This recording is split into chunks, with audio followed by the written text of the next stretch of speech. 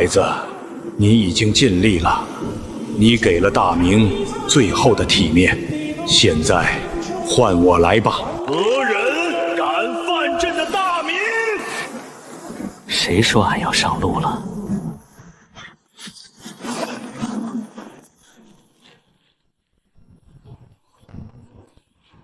都怪老奴，都怪老奴糊涂，没给您寻一条结实的上吊绳，害陛下再受这二茬罪。闭嘴，狗奴才！老奴死罪，老奴死罪，陛下息怒。这是哪里？紫禁城怎会陷入火海？朕不是该在应天府的皇宫里，弥留之际握着皇孙允文的手，叮嘱诸子辅佐他守好大明江山吗？抬起头来，告诉朕，如今是建文帝第几世后代在位？回皇上，建文帝当年被燕王朱棣发动敬之仪击败，燕王登基后改元永乐，如今传到皇上这儿，是永乐帝的10世孙，年号崇祯。什么？永乐帝？朱老四！当年咱家何等信任，封他为燕王，赐提兵权，竟没想到这小子敢违背遗诏，起兵谋反，篡夺皇孙的江山，大逆不道！罢了，不管怎么说，江山终究还在朱家子孙手里，没有落入外姓人手中。咱朱重八当年拿着一个破碗大败陈友谅，浇灭张世征，亲手打下了这大明300年江山，绝不能就这样毁在闯军于满清手中。李自成、多尔衮，朕的大明还轮不到你们来放肆！李自成的贼兵离宫门还有多远？城内尚有多少可用之兵？回陛下，贼兵已攻破外城，正猛攻内城各门，估计不到1个时辰便要破城。城内守军溃散大半，只剩数千锦衣卫和部分精营残兵守在城门多久了？废物，一群废物！传朕旨意，令锦衣卫指挥使率所部精锐，封锁宫门及主要街巷，凡溃散士兵敢劫掠百姓者，格杀勿乱。再令精营残兵死守内城各门，拖延时辰，凡能坚守半个时辰者，官升3级。老奴这就去传旨。等等。你去传旨时，顺带告诉锦衣卫，若遇达官贵人私藏财物，意图开门陷城者，无需禀报，当场斩杀，抄没家产以充军饷。朕知道城内有不少人盼着李自成进城，想保全自身富贵，朕偏要让他们知道，背叛大明者，死无葬身之地。老奴遵旨，老奴遵旨。朱棣啊，朱棣，你个不孝子，夺了允魂的江山，迁都北京，朕暂且不与你计较。可如今我大明危在旦夕，你这一脉的子孙守不住江山，朕便替你守。陛下，内城西北角楼已被贼兵攻破，精营士兵伤亡惨重，还请陛下移驾。移驾？朕的江山，朕哪里也不去。随朕去午门，朕要亲自督战，让这些贼兵看看，我大明皇帝绝非贪生怕死之辈。朕乃大明崇祯皇帝，受命于天，君临万邦。今逆贼李自成以流口之身窥伺神器，妄图倾覆我大明社稷，篡夺江山，此乃上逆天理，下违人心，天地不容。尔等在此浴血死战，皆是朕的忠臣良将。今日朕在此立誓，但凡击退贼寇在场将士，一律官升3级；凡斩杀活捉贼军大将者，封万户侯；若有勇士能斩下闯贼李自成首级者，封王爵，享万世荣华富贵。王大办，奴才在。传朕旨意，紫禁城内所有5品以上文武官员，无论京官、闲职、职守者，半个时辰之内，你即刻召集身边新听府可靠太监，吩咐各处通报，不得有误，速去速办。遵旨。众爱卿，如今逆贼李自成已破外城，贼兵势大，京师一时难以抵御。事到如今，你们有什么退敌之策，尽可忌讳。朕恕你们无罪。陛下，如今闯贼数十万大军围城，京师内外断绝，紫禁城内早已无可用之兵、可战之将。以臣之见，如今之计，不如什么？爱卿但说无妨。支支吾吾，岂是大明贤臣风骨？臣请陛下开城投降闯王，以求保全身家性命，保全宗室百官。逆臣贼子，妄议降贼，动摇军心，罪当凌迟。陛下可速速将此乱臣贼子推出午门斩首，以正军心。其他爱卿，意下如何？陛下，臣张尚书所言虽刺耳，却是实情。如今内无强兵，外无救驾，突围已然绝无可能。依臣之见，不如与闯王议和，划地而治，尚能保全大明半壁江山，保全宗庙社稷呀！成国公所言极是，战则玉石俱焚，和则暂保平安。陛下，为天下苍冥计，议和是唯一出路。闯贼势大，不可力敌呀！如今京师兵源枯竭，外援不至，看来朕也只能依诸位所言，与闯贼议和了。皇上，万万不可议和呀！朕说的议和，不是投降，而是以战促和。陛下恕老奴愚钝，您的意思是？众爱卿听清楚，如今闯贼破我外城，眼看在李自成眼中，我大明君臣不过是一群望风而降、软弱可欺的鼠辈，他只觉得是他兵锋无敌，我等无力抵抗，才不得不屈膝求胜。你们扪心自问，自古忠臣不是二主，你们这等临危变界之辈，李自成得了北京后会真心重用你们吗？兔死狗捧，鸟尽弓汤，等他坐稳江山，第一个要杀的就是你们这些卖主求荣之徒。李自成一路破关入河，半年奔袭千里，士卒早已人困马乏。现在他虽看似势大，实则后方空虚。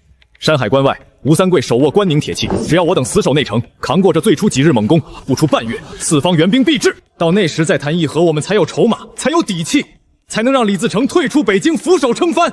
众爱卿，你们是要做屈膝求荣的死囚，还是要做守土卫国的功臣？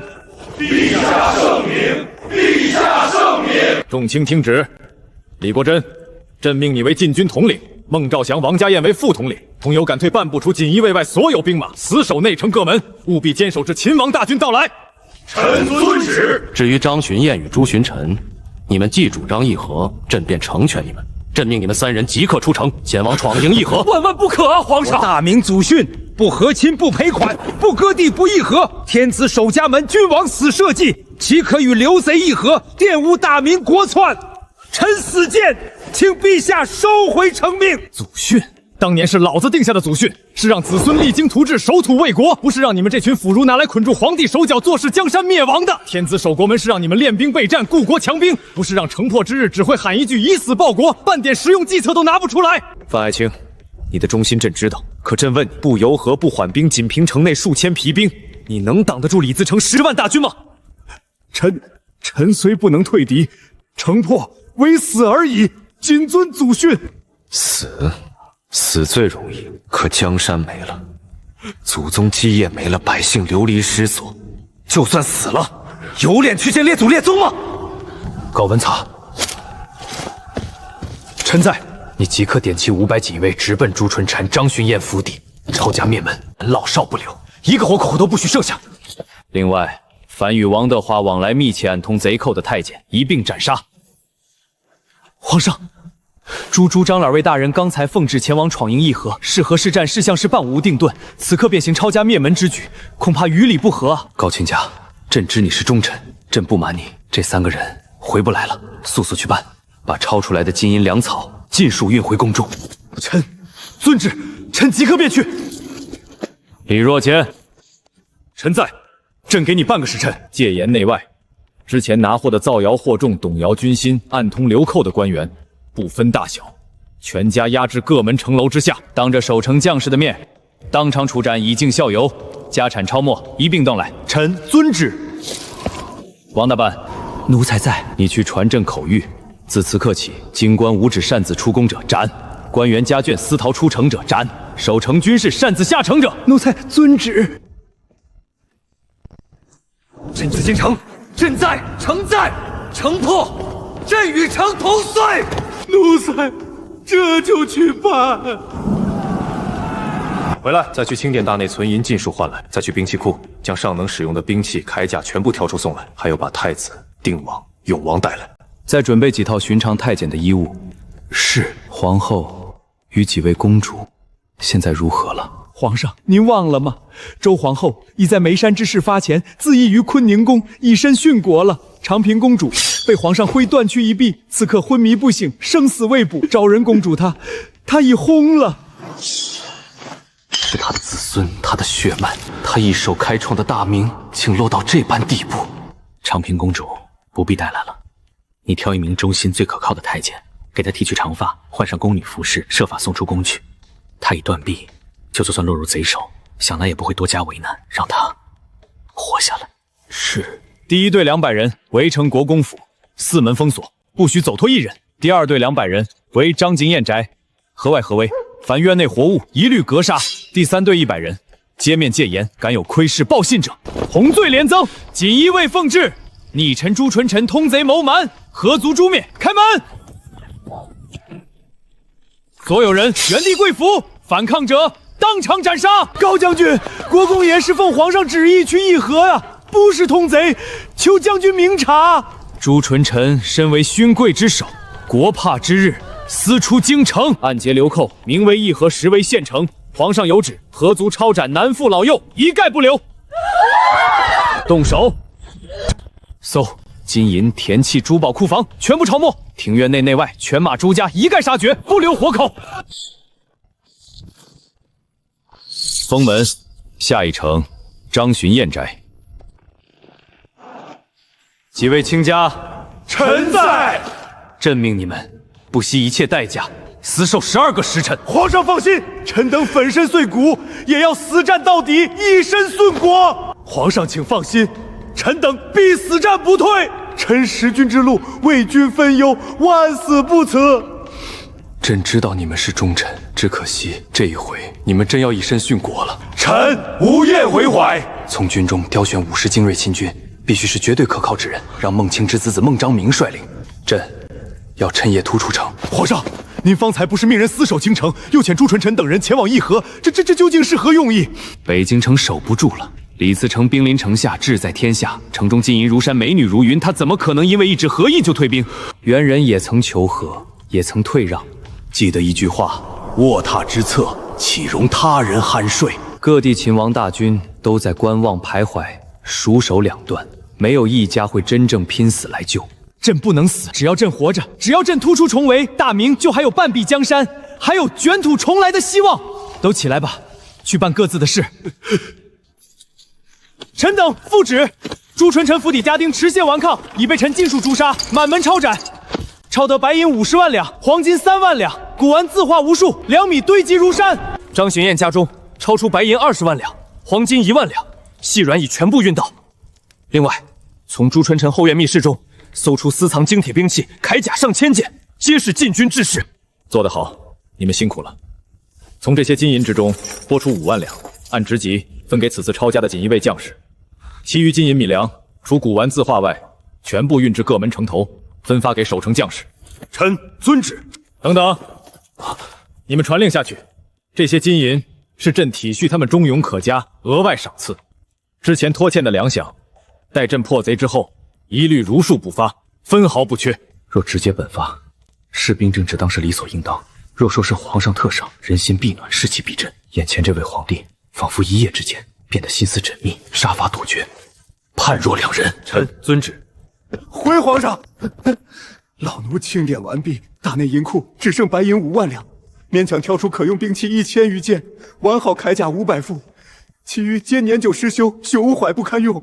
堂堂大明皇宫，库藏空虚至此，而外面那些勋贵大臣，一个个富可敌国，却一毛不拔，坐看江山崩塌。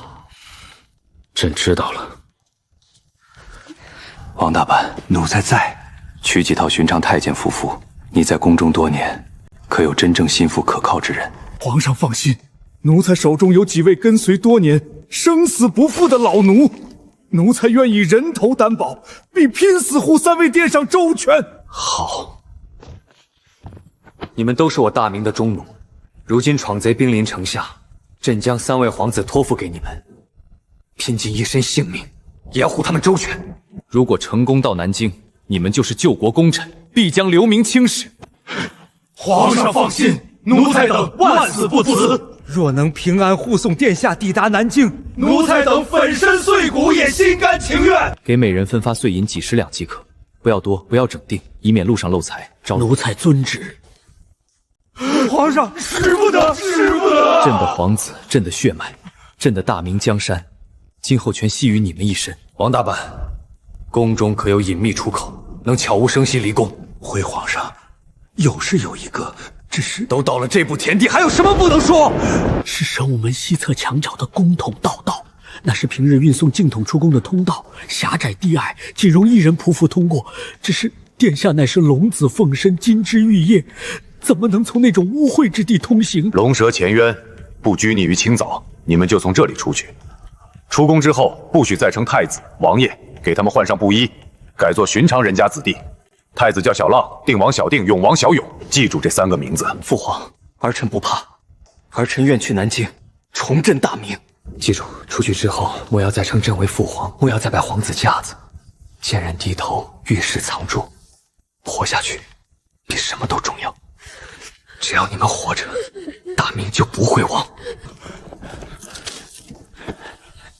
暗道狭窄，臭气熏人，需弯腰匍匐而行。姐姐只有1更天的时间。出发。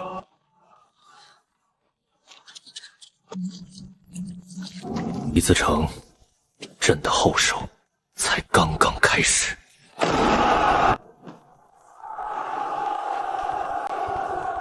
王大办，闯贼眼下攻哪座城门最猛？回皇上，是西中门，如今是襄城卓李国珍大人亲自镇守。李家世袭爵位，至今已是第11代，满门忠烈。好，随朕去西直门。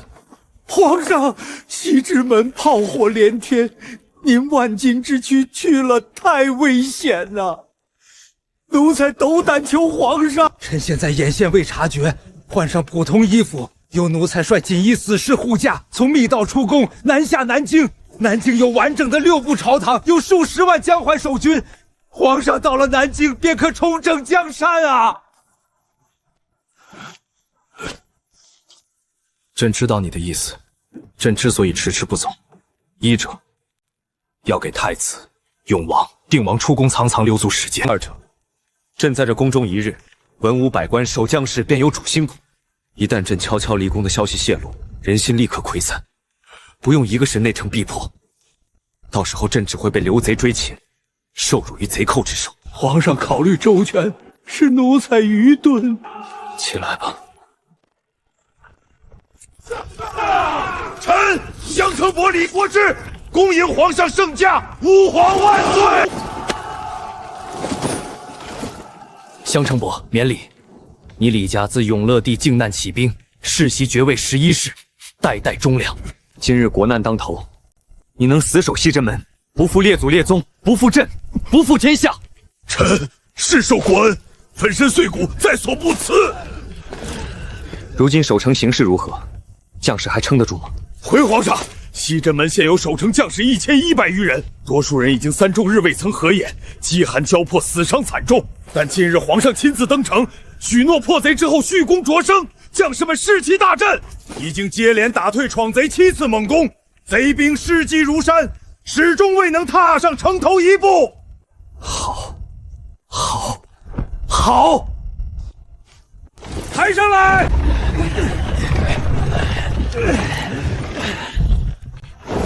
众将士听着，这一车车白银，皆是皇上从内银库与近日查抄贪官污吏家府所得，尽数赏给你们，还不速速谢恩！皇上万岁！万岁！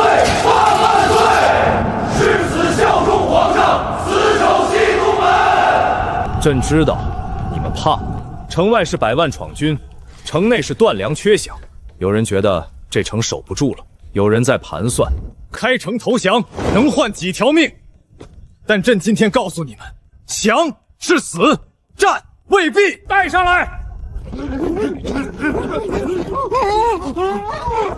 钦定通贼逆臣名单，暗通闯营，翰林院修筑正6品，勾结贼使，密谋内应。项羽詹事府少詹使正4品，身列清流，心怀2志，吴孟明锦衣卫千户正5品，身负皇命，私通流寇。以上人等识君之路，叛国投敌，天理难容。朕令即刻问斩，悬守城楼，以儆效尤。斩！杀得好！通贼卖国贼，死有余辜。誓死保卫大明，誓死效忠皇上，与城池共存亡。臣李国芝率西直门全体将士誓死报国，与城俱亡，绝不退后半步。誓死报国，与城俱亡。哼，崇祯派你们3人来，所谓何事？回闯王，如今大王天兵压境，京师震动，皇上自知无力抵挡大王仁义之师，特命我等3人前来，愿与大王议和，只求罢兵息战，保全大明宗庙。议和？现在才想起议和，早干什么去了？我家大王兵临北京城下时，曾派杜预入城谈判，劝那崇祯早归降，可那昏君不识抬举，一口回绝。如今外城已破，内城指日可下，还议什么和？我看你们3个根本不是来议和，是来送死的。刘将军息怒啊！此前是皇上糊涂，不识大王天威，如今他已知悔复，愿全盘答应大王此前提出的一切条件，封大王为西北王，割让西北之地100万犒军银，3日之内必定送到，只求闯王高抬贵手，暂且退兵啊！哦，崇祯那小儿真的同意议和？莫不是你们3个自己想求和吧？闯王明战，皇上的诏书在此。字字皆是天意，绝无虚言。奉天承运，皇帝愿封大王为西北王，割让秦晋豫3地，岁输白银100万两，只求大王高抬贵手，暂且退兵。诏书你们也听了，各位以为这议和是应还是不应？闯王，2日前我军尚顾虑四方秦王兵马，故愿与崇祯议和，暂稳局面。可如今山东兵不来，江南兵不至，关宁铁骑远在山海关，北京已是一座孤城，大明气数已尽，天怒人怨，此时退兵岂不是放虎归山，自留祸患？况且崇祯此人刚愎寡恩，背信弃义，当年与清议和，他密令陈新甲主持，事谢之后，却将陈新甲抛出来顶罪，如此薄情寡义之君，今日答应的再好，他日一旦缓过劲儿来，必定撕毁盟约，发兵围剿。军师说的对，我等跟着晁王揭竿而起，从商洛山中九死一生，到如今破京灭明，整整15年。如今机不可失，一鼓作气打进北城，里面的金银札宝、美女手段，全都是我们的。宋军师，刘将军所言极是，崇祯无容人之量，无治国之能，把大好江山糟蹋得满目疮痍。朕今日入京，乃是顺天应人，取而代之议和之事，不必再提。闯王，臣愿弃暗投明，为大王效犬马之劳。臣镇守齐化门，愿为大王里应外合，打开城门。奴婢也愿降，奴婢熟悉攻城路径，各门防守，愿亲自引路，带大王直入紫禁城。臣亦愿降。我当大明的王公大臣有多硬气，原来全些软骨头。哼！识时务者为俊杰，既肯归降，便可留用。好，既然你们愿降，朕便饶你们不死。即刻随我大军入城，打开内城门。谢闯王不杀之恩。闯王，臣有一计，可是大王大军入城易如反胆，兵不血刃，拿下皇城。哦，说来听听。大王可先假意答应议和，臣等回去之后，便将闯王同意议和的消息散布出去，守城居民必定松懈无备。到那时，成国公暗中打开齐化门，大王大军趁夜长驱直入，可一举而定。哈哈哈哈哈！久闻张尚书善于见风使舵，今日一见，果然名不虚传。大明朝的兵部尚书不教朝廷如何守城，反倒倾囊相效，教敌人如何攻破京城。张尚书真乃大明忠臣呐！先生说笑了，古人云：识时务者为俊杰。崇祯无道，天命已移，臣自然要归附真命天子。大事一成，你们3人皆是开国元勋。谢闯王！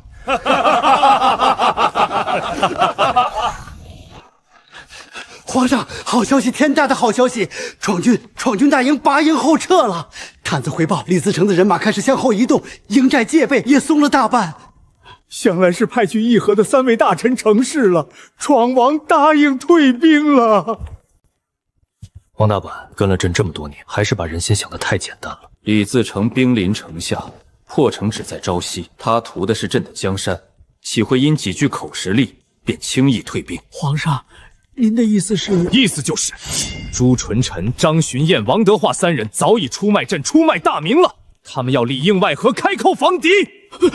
成国公他可是世袭勋贵，国之柱柱啊！到了这一步，爵位、官职、性命，在他们眼里都比江山社稷重要。李自成后撤根本不是议和，是朱纯吞等人给他通风报信，好让朕露出破绽，城门防守松弛，将朕生擒活戳，陷于闯贼阶前。王承恩，奴才在。你立刻亲自去，宣孟章明、李若贤、高文�察即刻入宫见朕，快，一刻也不能耽误。是。回来，去把查抄朱纯臣、张巡燕2人家产所得的金银珠宝全部装车带上，1两不留，一件不剩。皇上，这是……朕自有妙用，快去快回，迟则生变。奴才遵旨。李自成，你以为朕会坐以待毙？朕从怀幼布衣一路杀到95之尊，什么绝境没见过？这一局，朕陪你玩到底。臣孟章明、高文察、李若莲叩见吾皇，万万岁，万万岁！众卿平身。孟爱卿，朕知道你父子一门忠烈，前几日朕令你挑选的50名可靠精锐，是否已经准备妥当？回皇上，早已挑选完毕，全数潜伏于殿外偏廊，皆为忠勇可托之士，愿以死护驾。好，朕没有看错你。今夜，我们便假扮议和送礼队伍，出城前往闯营。皇上，万万不可！齐化门外兵丁多有见过圣颜之人，一旦被认出，后果不堪设想啊！高大人所言极是，皇上万金之躯，怎能轻涉险地？皇上，齐化门内外已是乱兵纵横，耳目众多，稍有不慎，便会万劫不复。朕已决定剪发易服，亲自扮成一名不起眼的小太监，混在队伍之中，低头随行，蒙混过关。皇上，您是天下之主，九五之尊，怎能屈身扮作燕四之人？此事传扬出去，于国体有损，于君威有辱啊！皇上，臣等护驾，粉身碎骨在所不辞，可您怎能如此委屈自己？求皇上三思。大丈夫能屈能伸，昔日勾践卧薪尝胆，韩信胯下受辱，皆为保全大计。朕今日剃一发易一服，算得了什么委屈？只要能活着离开北京，只要能抵达南京，只要能重整大明江山，朕受这点委屈值得。不必多言，即刻准备出发。臣遵旨。前路未卜，生死一线，可这一次，朕不再犹豫，不再回头。皇上，再往前就是城门盘查口了。新建王仙通麾下老卒亲卫，不少人见过圣颜，万一有人认出来，只管往前走，一切按朕事先交代的应对。快，再快一点，轻一点！站住！什么人？深夜敢闯齐化门？再往前一步，弓箭手放箭了！瞎了你们的狗眼！大明奉旨出城，前往闯营议和送礼，耽误了国家和谈大事，你们10个脑袋都不够砍。可有兵不堪合？可我成国公的手令。成国公、张尚书、王公公早已与闯营议和订约，此乃皇上亲赐的犒赏御品，勘合随后即到。先放队伍出城，误了和谈，你们满门抄斩都抵不了罪。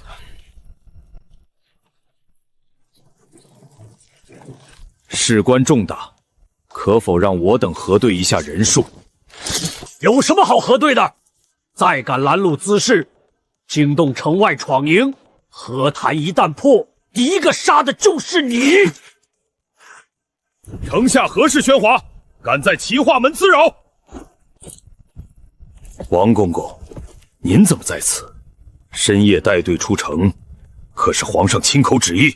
新舰长，皇上不忍京师百姓生灵涂炭，特命咱家押送御赐金银绸缎，前往闯营议和献礼。你是？南京。臣王仙通，恭送陛下，陛下一路保重。此乃奉旨议和御赐队伍，即刻开门放行。是，任何人不得阻拦，不得盘问，违令者立斩不赦。走，快！别了，北京，朕一定会回来。陛下，臣只能送您到这里了。臣当死守此门，以死报国，不负大明。站住！何人在此夜行？今夜奉令巡防，禁绝一切往来。尔等何来？竟敢押着满车货物擅动！瞎了你的狗眼！大明奉旨与闯王议和，特遣御前进士押送金银珠宝前往闯营犒师。议和？我家闯王早已与成国公订约，何须深夜押着财物私动？吾闯王令箭，吾守城看河，谁信你们是议和队伍？先把箱子打开，验明财物来历，之后押你们去大营。应聘必败。将军明鉴，此乃皇上亲赐犒军之礼，本就该孝敬闯王。将军若是放行，日后闯王论功，必有将军的份。这车财物便先赠与将军，聊表谢意。这军中规矩，私售财物怕是不好交代。此乃内府御赐，将军收着。日后和谈成了，咱家再向闯王进言，保将军富贵无忧。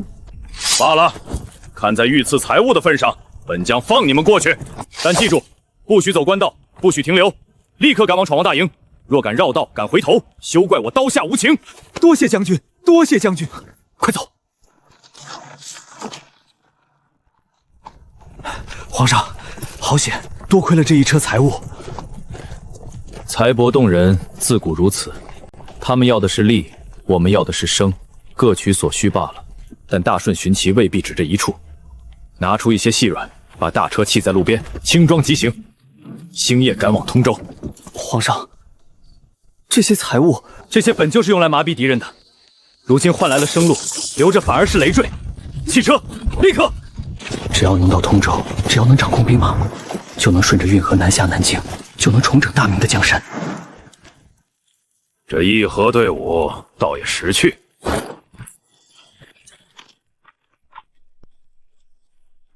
城下何人，竟敢夜闯吉府重镇？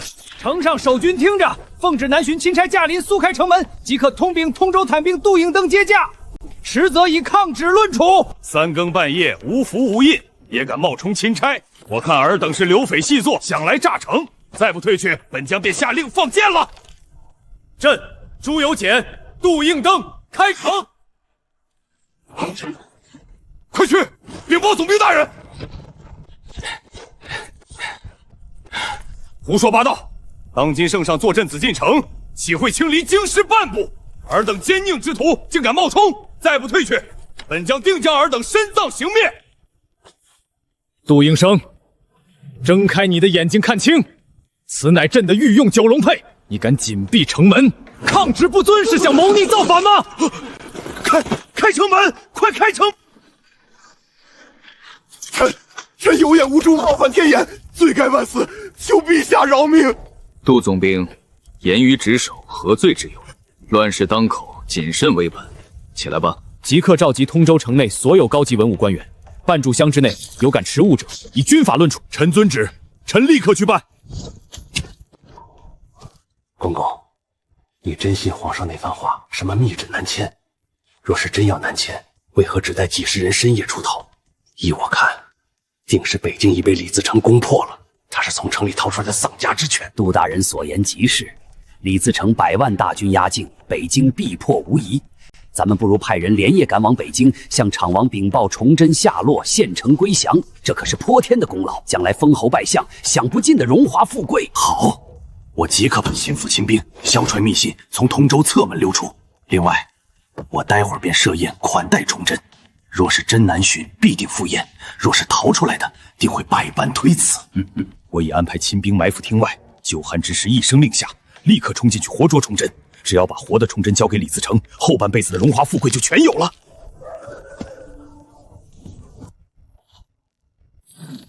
皇上，大事不好！杜应僧遣人前来，说是为恭迎圣驾压京洗坟，在私宅备下酒宴，请陛下即刻移驾复席。依老奴看，这分明是鸿门宴呐！鸿门宴，他杜应登敢摆，朕就敢负。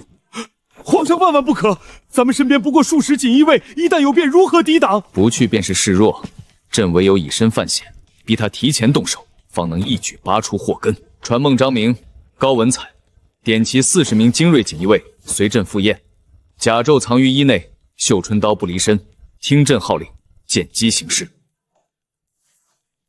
臣遵旨。陛下驾临，臣府蓬荜生辉，特设薄酒为陛下驱寒，还请陛下赏脸入席。陛下，臣敬您一杯，祝陛下南巡顺利。杜从兵镇守通州，此刻不持兵马，反倒设宴，倒是有心了。陛下，臣斗胆一问，陛下南巡下一站意欲前往何处？臣也好提前调拨兵马，护驾周全。是啊，皇上总得知道目的地，我们才好准备船只粮草啊。两位大人费心了，圣上自有天机安排。至于行程，时机一到，自然会告知诸位。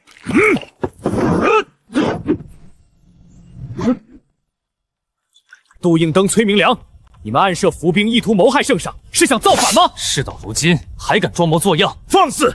本官忠心耿耿，何来谋反？你们冤枉本官！老奴冤枉，是他们陷害皇上，救命啊！睁开你们的狗眼，看看这是什么！你派往北京密告李自成的探子，刚出通州侧门便被截获。这封通敌密信，就是你谋反铁证。拿下崇祯，便与草王人人有赏，封侯拜赦就在今日。江副总兵，朕问你，你是忠于朕、忠于大明，还是要与杜应灯、崔公良这等叛贼一同谋反？臣不敢！臣江明武誓死效忠大明，誓死效忠陛下。全体将士听令！当今大明崇祯皇帝在此，杜应灯、崔明亮通敌叛国，罪当诛九族。你们皆是被他蒙蔽，即刻放下武器，跪地投降，可免一死。胆敢再动，格杀勿论！我等愿降，效忠陛下。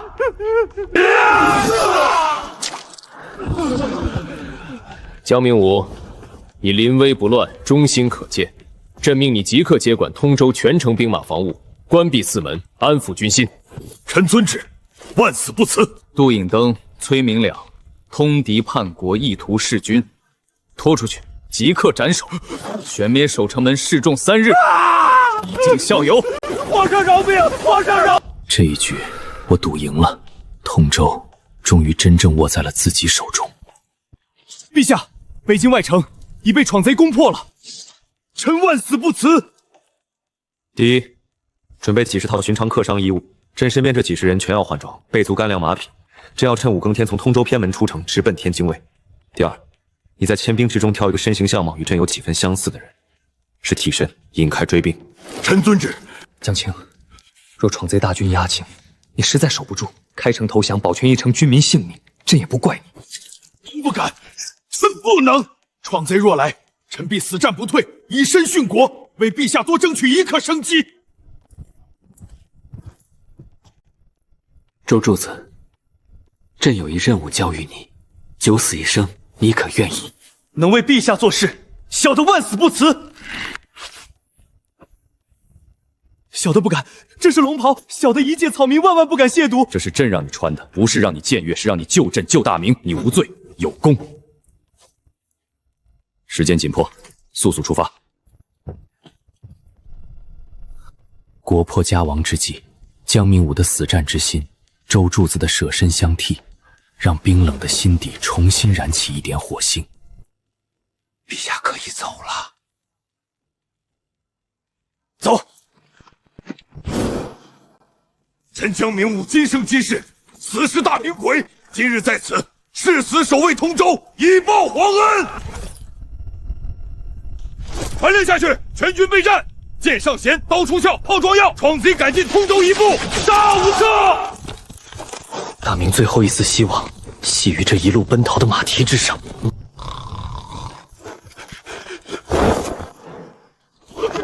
闯王，大事不好！狗奴才好大的胆子！老子睡得正香，混意外了不成？闯王饶命！是宋军师，宋小师在帐外求见，说有10万火急军情禀报。快速请宋军师进帐。闯王，大事不妙！崇祯帝朱由检恐怕已经不在北京城了。什么？我数10万大军将北京围得水泄不通，他插翅难飞。宋军师何出此言？属下安插在皇宫的密探急报，自昨夜议和之后，崇祯在宫中失去踪迹。更可疑的是，今夜2更时分，我军巡城队在南城外遇到一队明廷人马，声称奉旨押送议和金银前来犒军。此玉乃大内御用之物，崇祯定是乔装改扮，混在这支队伍之中。借我军以为议会和已定，防备松懈之机，金蝉脱壳，逃出京师。朱纯臣、张行燕、王德化3人，根本就是与他串通好的调虎离山之计。好个奸贼！即刻传令，召集所有文武核心将领到议事厅集合，把朱晨、张巡燕、王德化3个狗贼给我绑了，押到庭前听审。是。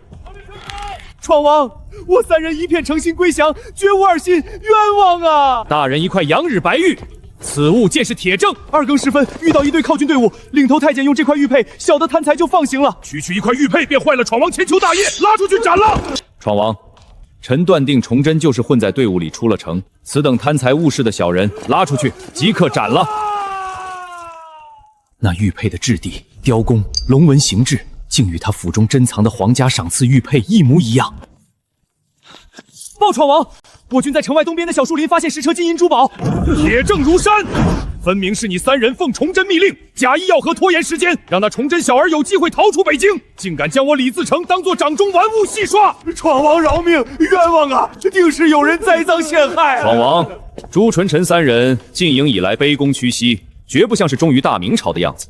依臣之见，我们都被崇祯小儿骗了，他这是一招明修栈道，暗度陈仓。那依丞相之见，该怎么办？臣有双管齐下之计。第1计，追。崇祯若逃，此刻必在通州，可派一员猛将率精骑星夜奔袭。若能活捉崇祯，北京城群龙无首。第2计，取。放朱纯臣3人回城，命他们连夜打开齐化门，与我大军里应外合。就依丞相所言，我义将军郝瑶旗，臣在。命你率领1000精骑，星夜赶往通州，务必生擒崇祯。臣定不辱使命。朱纯臣、张巡燕、王德化，命你们即刻返回城内，打开齐化门。若敢耍花样，城破之日，朕定将你3人9族凌迟处死。是，我等遵命。是，遵命。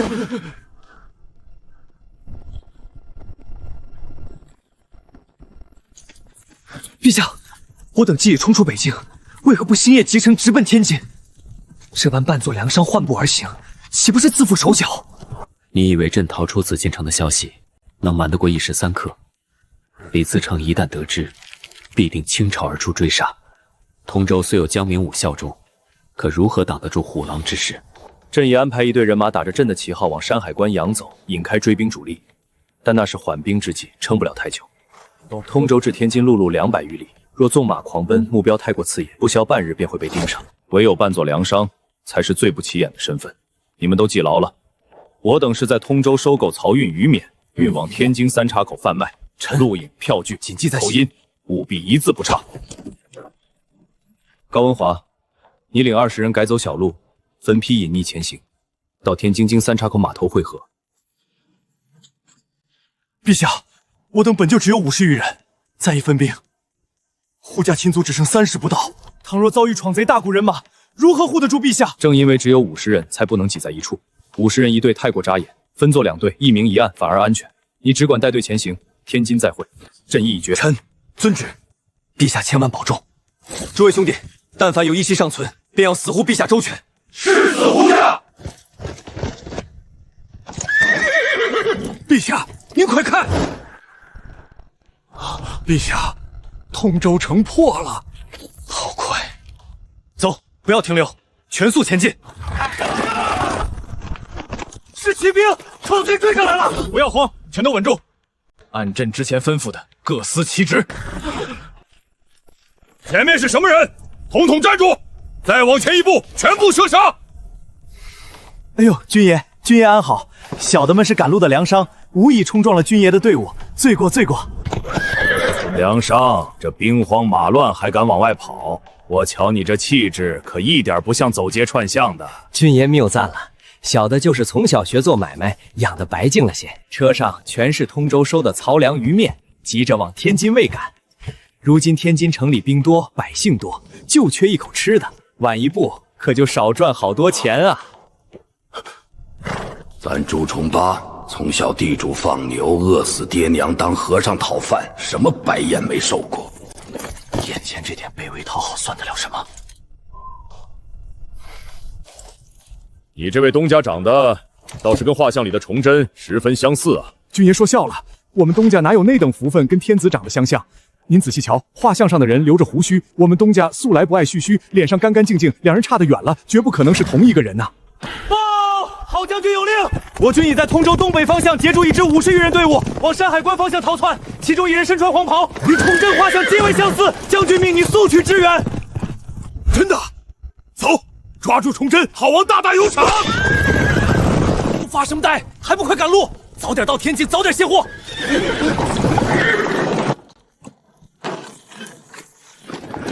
陛下，好险啊！别放松，这只是第一关，离天津越近，关卡越多，追逼越密。走。城上守军听着，我是大明成国公朱纯臣，快开城门！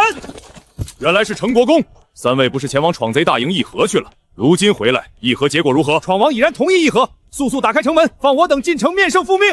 没有皇上亲笔诏令，任何人不得入城。谁知道你们三人是否早已投降闯贼，想骗开城门？王仙通，你睁大眼睛看清楚，这是皇上亲颁圣旨，你敢抗旨不遵？你们三人还有脸提圣旨？皇上让你们去议和，你们私底下做了什么勾当？真当本伯不知道？陛下早已料到你们必会临阵倒戈，所以在你们离城之后，便已将你们满门拿下，就地正法。主君，好狠的心啊！报，朱纯臣三人已到齐化门下，可守将王仙通死活不肯开门，还将朱纯臣、张学燕两家亲属的人头扔下了城楼。什么？中计了？齐化门不开，崇祯小儿必定是跑了。议和是假，出逃是真。他这是要逃往南京，一旦让他渡过黄河，江南半壁就全成了他的根基。刘宗民，你率本部主力即刻猛攻内城，不计代价，半日之内必须破。李过、刘方亮、袁宗次，你们立刻点齐老营所有精锐骑兵，不带辎重，不扎营休息，即刻出城，昼夜狂追，封锁北京所有城门、官道、渡口，10里一哨，100里一堵，分段拉网，再分3路轻骑超前穿插截击。末将遵命。本王只要一个结果，在崇祯渡过黄河之前，把人给我截住，活要见人，死要见尸。追不上他，你们全部提头来见。遵令。对外放出烟雾弹，宗内就说崇祯仍在宫中，我军即日可破城活捉，稳定军心。对外四处散布消息，就说皇帝已在宫内自缢身亡，断了南方明军前来救驾的念头。遵命。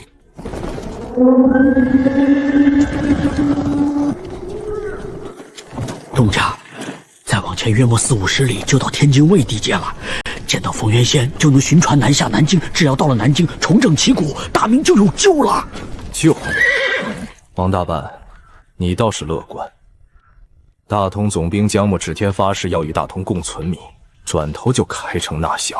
宣父装成元和一跪坛下哭得撕心裂肺，说要为大明流尽最后一滴血。结果大开城门迎闯贼入城，还有唐通，朕在金銮殿上亲赐御宴，他立下军令状，说与居云关共存亡。李自成兵临城下，他连一仗都没打就开关投降，嘴上喊着忠君报国的，心里打的都是自己的小算盘。冯元阳，朕派李若言先去传信，如今杳无音信，他是忠是奸，谁能打包票？走吧，前路凶险，不可大意。东家，这地方地势险要，怕是有埋伏。小心戒备，加快速度穿过山坳。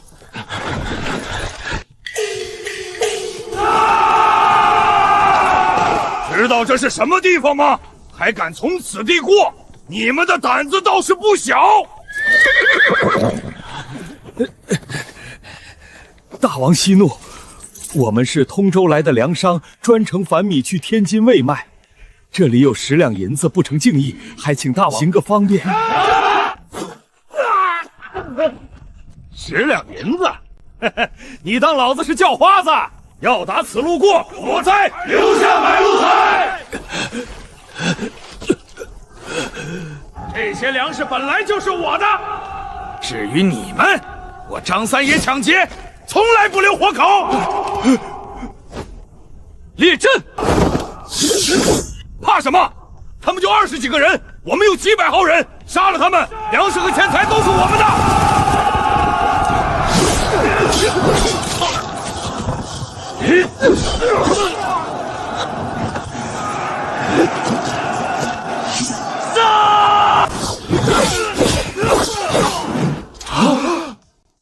这哪里是那个在宫中愁眉不展的皇帝，分明是一位冲锋陷阵的沙场老将。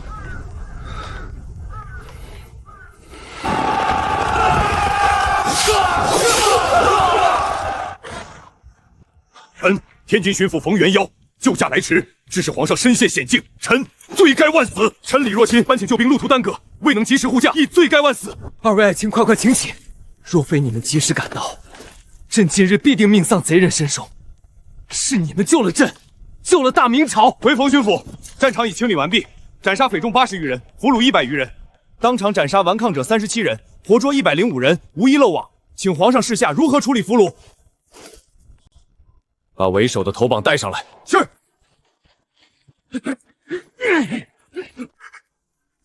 皇上饶命！小的有眼不识泰山，知道是过路梁上才起了歹心。若是知道是圣驾，就算借小的10个胆子也不敢动番毫啊！朕问你，你可是闯王李自成派来的细作？不是，绝不是。小的本是通州卫守，守城士兵，调半年没发军饷，弟兄们家里老小快饿死了，才逃出军营。我们只接商队，从不害百姓，更不敢投靠闯贼。求皇上明察。这群人确实不像是李自成的探子，但正是如此，才更不能留。朕等人南下之事是天大机密，绝不能有半分泄露。一旦跑了一个将朕在此地的消息传出去，李自成必定率轻骑日夜兼程追来，到那时朕插翅难飞，南下南京的大计也将彻底毁于一旦。皇上，那依您的意思，这些俘虏就地正法，一个不留。皇上，100多人尽数斩杀吗？这些人虽有罪，可毕竟只是溃兵流民，并非闯贼死党，没有会不会？朕如今不是在京城做朝，而是在亡命。这100多人留着，就是给朕自己留死路。一旦行踪泄露，闯贼追来，死的就不是这100多人，而是朕，是你们，是大明朝最后的希望。全部斩杀，就地处置，不得有误。杀完之后清理现场，不留痕迹，即刻启程赶往天津。臣遵旨。传我将令，将所有俘虏就地斩首，之后清理现场，拔营启程。或许这一次南下，真的能有一线生机。梦清，伤得重不重？可否撑得住？臣无妨，些许皮肉伤，尚能护驾。谢陛下，臣等愿誓死效忠陛下，万死不辞。诸位都是朕的忠臣勇士，只要随朕平安抵达南京，朕必不会亏待你们。今日先随冯清前往天津休整，再做打算。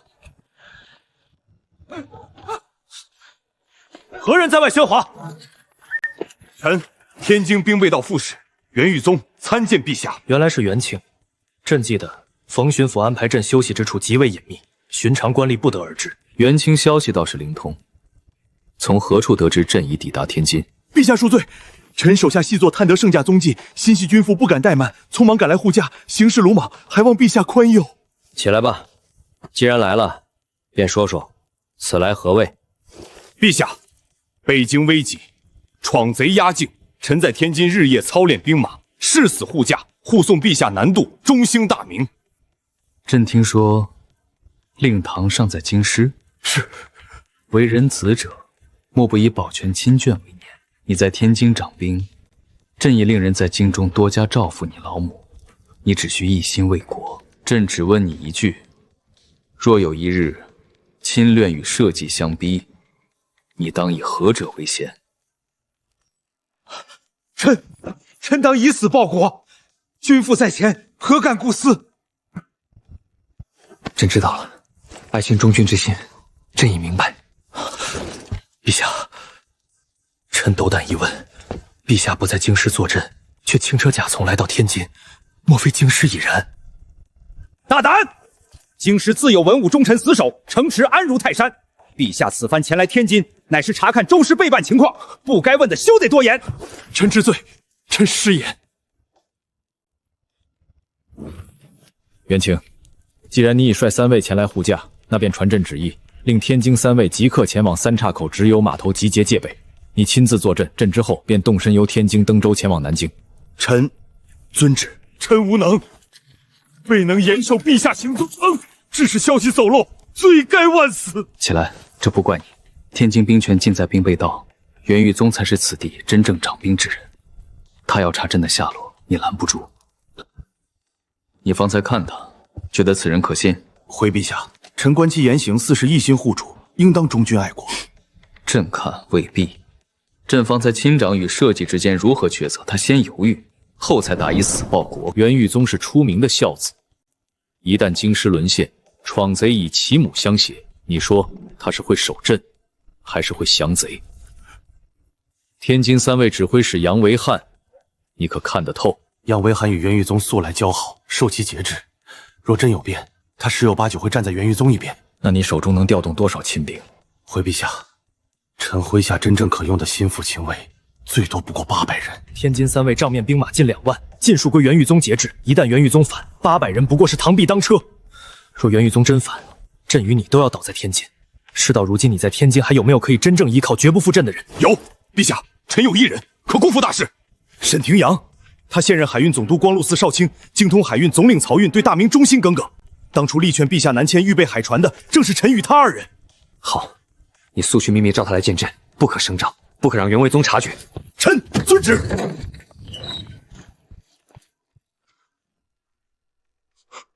陛下，臣拜见陛下。苍天有眼，祖宗庇佑，陛下终究是平安逃出了北京城啊！沈清，快平身。朕此次行踪隐秘，委屈亲家在此见朕了。臣不敢。陛下能脱身虎口，便是大明社稷之福。纵粉身碎骨，臣亦要护陛下周全。沈清，朕此番出逃极既隐秘，亲远在天津，何以如此肯定朕是逃出京城？回陛下，臣常年水奉旨督理海运漕运，沿海码头、水陆驿站、商船渔户，皆有臣安插的眼线耳目。昨夜丑时，臣便接到密报，言陛下金蝉脱壳，潜出齐化门，一路往通州方向而来。闯贼李自成得知陛下走脱，勃然大怒，当即下令刘宗敏猛攻紫禁城，又遣郝瑶瑶率老营铁锋兵分3路出城追击。通州呢？通州情况如何？郝瑶奇袭半日便攻破通州，副总兵江务江大人誓死不降，率数百亲兵接向死战，力竭被擒。贼兵百般诱降，江大人骂不绝口，宁死不屈，最终被残忍杀害。临死之前，依旧高呼陛下圣明。江青忠勇，千古难寻。待他日中兴大明，必追封厚葬，配享太庙。沈爱卿，事已至此，朕只问一句：你手中究竟有多少可用之兵，能否护朕杀出重围？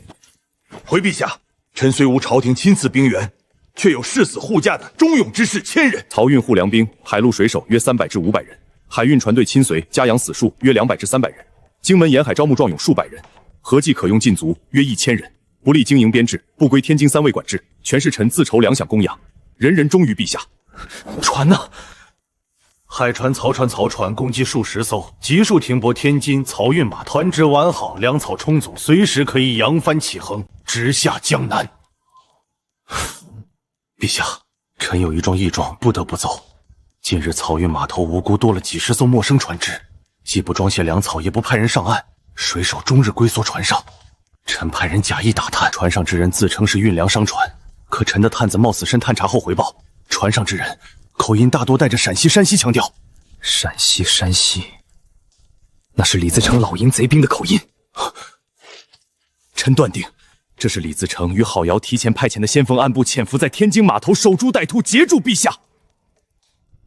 这么说来，袁玉宗果然早已暗降李自成，与闯贼里应外合，布下天罗地网。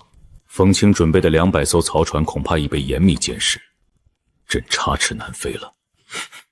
陛下，事到如今尚有一线生机，臣有一计，可助陛下脱离险境，名曰金蝉脱壳，声东击西。都到了这般生死关头，还有什么当讲不当讲？沈爱卿，但说无妨。第一步，以圣旨试探袁玉宗中间，请陛下即刻拟一道圣旨，明告袁玉宗，陛下不日将登船南下，令其率领天津3位主力赶发通州一线，堵截郝瑶旗闯军。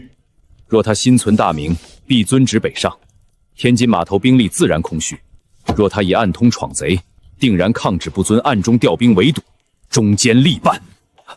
好计，一指定人心，一试探奸佞。第二步，大张旗鼓造声势。冯勋笃即刻调集200条漕船、海船，挂满明军旗号，堆上粮草辎重，在码头公开整备，声势越浩大越好。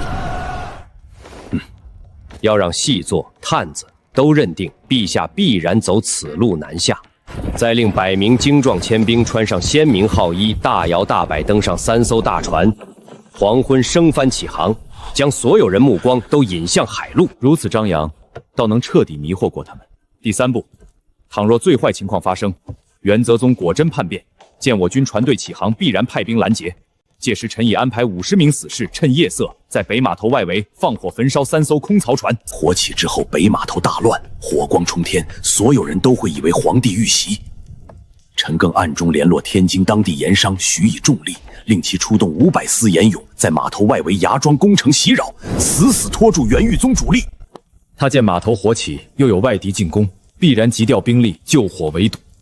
如此一来，南码头直租口便会彻底空虚。妙！火起为号，严勇佯攻，一箭双雕。第4步，陛下只需换上轻步便服，伪装成普通船夫，混杂在码头百姓与船工之中，直奔南码头。臣的1000水师早已在此等候，全部卸帆藏卸，伏于船舱之内，静候陛下登船。待陛下一登快船，船队立即起锚，不走内陆运河，径直走海河入大金口外海，乘风破浪南下，彻底避开叛军所有拦截。妙啊！连后续细节都考虑得如此周全，环环相扣，无懈可击。此计堪称奇谋，只是战场瞬息万变，人心难测。陛下放心，臣早盼着陛下难了中央大明，此计已将所有变数尽数盘算在内，死士、严勇、水师亲兵皆已安排得当，人人愿为陛下效死。臣沈廷阳立誓，定以性命护驾，纵然刀山火海，也必保陛下安然登船直抵南京。臣冯元航愿与沈大人一同护驾，粉身碎骨在所不辞。好，便依此计行事，即刻筹备，不得有误。袁备道，如今崇祯已经乔装潜入天津城，兵权尽在你我手中。以末将之见，直接点起兵马将他绑了，献于闯王，封侯拜将，享不尽的荣华富贵。应该如此。杨指挥说的对，崇祯不过是丧家之犬。备道，你下令吧。备道下令吧。下令吧。定了6个大官。备道下令吧。诸位稍安勿躁，之所以迟迟没有动手，自有道理。你们别忘了，天津巡抚冯元勇尚在城中，那老匹夫对大明忠心耿耿，必定与崇祯站在一起。此人一日不除，便是心腹大患。哼，袁备道多虑了。冯元阳不过是个手无缚鸡之力的文官，手里一兵一卒都没有，能掀起什么风浪？道台，末将有一事放心不下，皇上他不会已经察觉到咱们暗中投靠楚王了吧？杨指挥过虑了。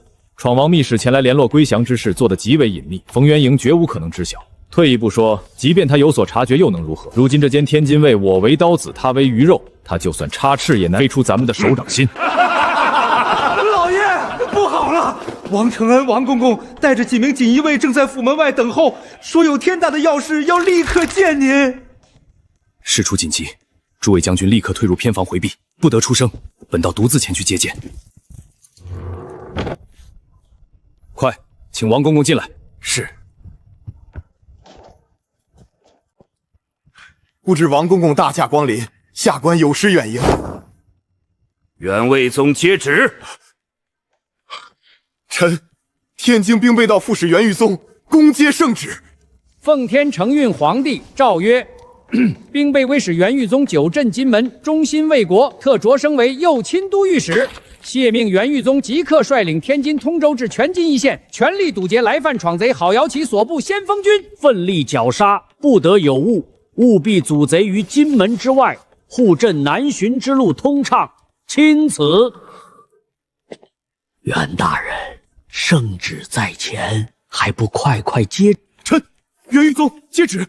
吾皇万岁万万岁！恭喜袁大人了。皇上此番对您格外器重，连升一节，北大人终结被周春勇不负皇上所托呀，这等恩运。王公公言重了，臣深受天恩，纵粉身碎骨，也必不负皇上托付。王公公一路护送圣驾，劳苦功高，这点薄礼不成敬意，还请公公与诸位锦衣卫弟兄们收下，日后在皇上身边，还望公公多多美言。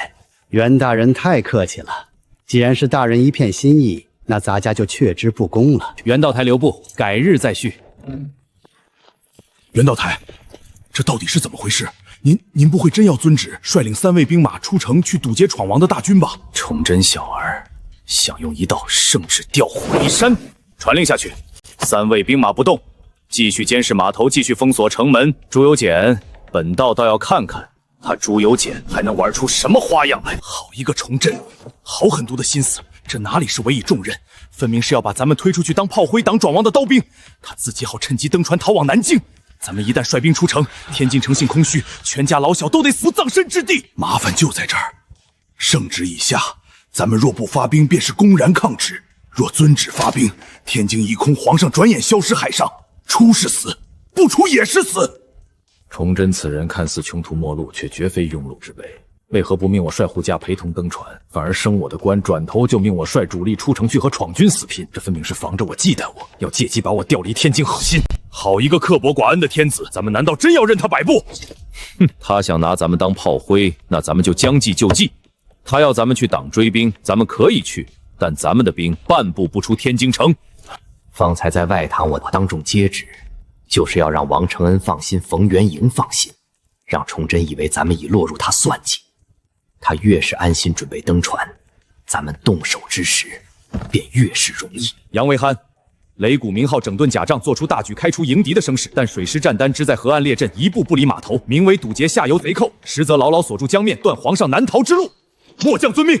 娄光先，你率3位步兵沿街高护击城贼，实则把人马尽数布控码头四周街巷路口各个要道，明面上是护驾清道，暗地里层层合围，彻底围死登船口，一只鸟一个人都不许擅自进出。末将遵命。再挑心腹死兵混在百姓与乱兵之中，只待时辰一到，便在码头外四处鼓噪。闯贼追兵已杀到天津城外，冯元养的护驾兵惊弓之鸟必然大乱。到那时，咱们便有了天大的理由。圣驾在码头太过危险，必须移驾行宫暂避，顺势将皇上从船边强行请走，软禁起来。那冯元义呢？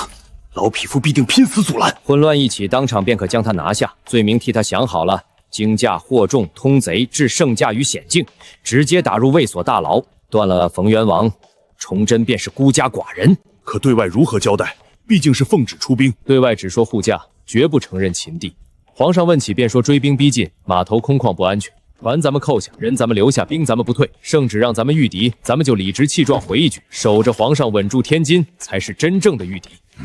接了圣旨却不遵圣旨，领了兵马却不击追兵，明着护驾，暗地里软禁圣驾，从头到尾占尽道理。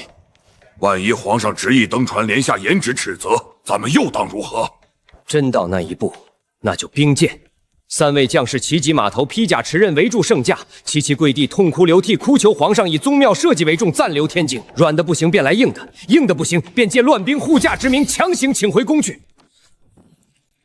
圣旨让咱们去堵李自成的追兵，咱们偏要堵崇祯。只要把大明天子牢牢扣在天津，便是天大的奇功，封侯拜访，裂土分疆，不在话下。明日码头便是定局之日。圣驾想走走不了，圣旨想执行执行不了。这天下的活路不在南京，不在北京，不在李自成手中，而在咱们自己手里。谨遵元公将令，明日码头一举拿下大明天子。袁大人，陛下圣旨命率3位主力赶赴通州堵卒闯贼，如今时辰已到，大人为何按兵不动，反而陈兵码头？冯巡抚有所不知，探马来报，闯籍郝瑶旗已绕至天津进晋，码头乃是圣驾所在，重中之重。下官以为护驾为先，御敌为后，若贸然北上，码头空虚，惊了圣驾，你我谁担待得起？袁大人此言差矣，陛下南下之期已定，圣旨已下，岂能随意更改？大人奉诏堵截闯贼，却透留码头拥兵不前，莫非是想抗旨不遵，心怀异日？沈大人此言未免太过诛心。昨夜码头附近已发现闯匪细作踪迹，若陛下此刻登船，无异于置身险地，绝无半分异心。恳请陛下暂留行宫，以顾金门。陛下驾到！臣等恭迎陛下，吾皇万岁万岁万万岁！袁爱卿，朕昨日圣旨令你率部北上堵卒闯贼，为何至今按兵不动？陛下，臣不敢抗旨，只是闯贼已进金门码头，无险可守，臣担心陛下安危，故率部留掌护驾。恳请陛下以龙体为重，移驾城内，待臣扫平贼寇，再送陛下南下，万无一失。朕看，你不是要护驾，是要软禁朕吗？陛下明察，臣绝无此心，臣一片忠心，天地可见。若你忠心，为何将兵马布控码头，而非北上御敌？为何封锁街巷，不许百姓船只出入？袁玉宗，你暗通闯贼，企图擒朕献功，以为朕真的不知吗？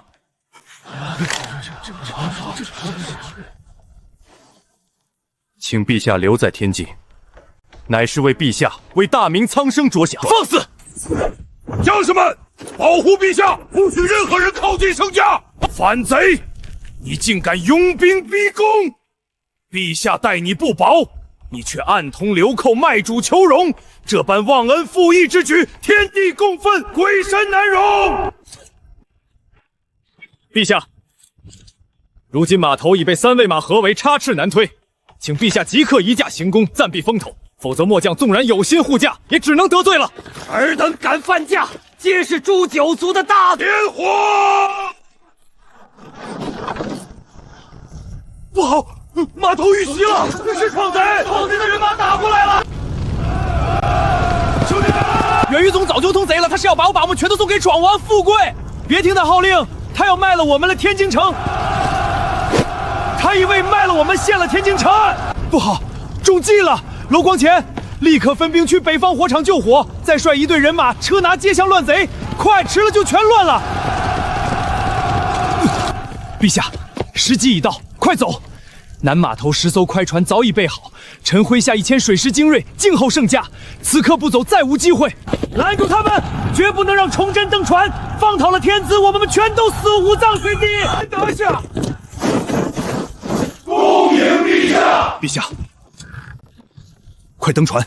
臣已下令即刻起航入大绑口外海，顺海南下，不出3日便可抵达山东，再转陆路前往南京。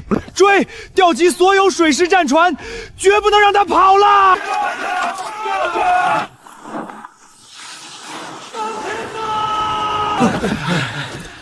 陛下，沈大人此计果然神妙，明修战报，暗度陈仓，环环相扣，凭看要不了多久，便借将才捉兵马，重整旗鼓，中兴大明指日可待啊！恭喜陛下脱险，恭迎陛下南下应天府。朕不往南京，传朕旨意，转舵北上，直抵山海关。陛下，山海关外有清兵扣关，内有闯贼100万大军压境，四面接敌。我等千辛万苦助陛下脱离天津险地，为的就是南下南京，据长江天险，养精蓄锐。北上山海关，无异于自投罗网啊！陛下。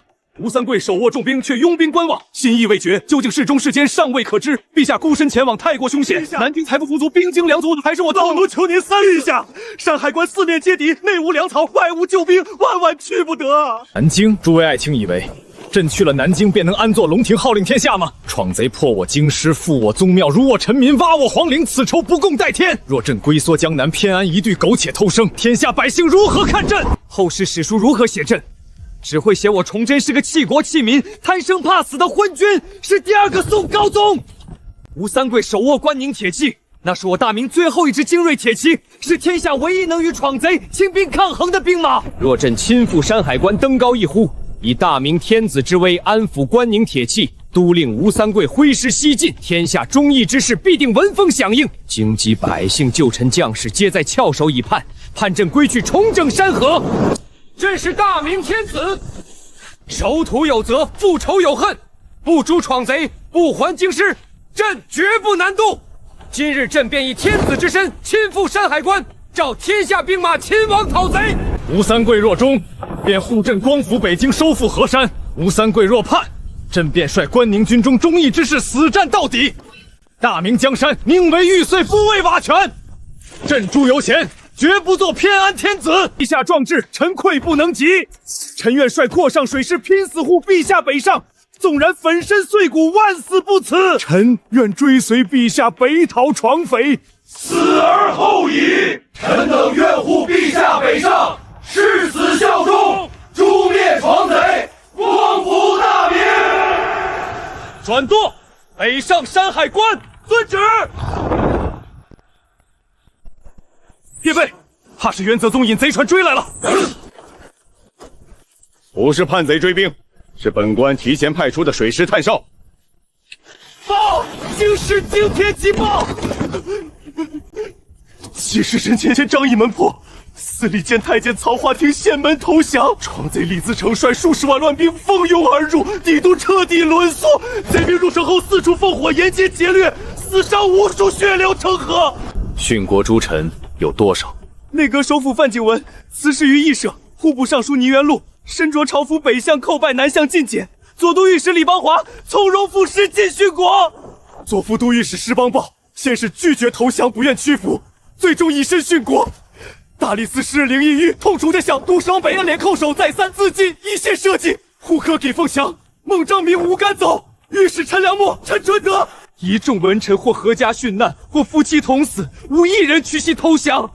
驸马都尉龚永、顾新乐后刘文斌率全家女眷逼纵火满门殉难。锦衣卫都指挥使王国兴亲率锦衣卫守在宫门之前，力战至死，血染宫门。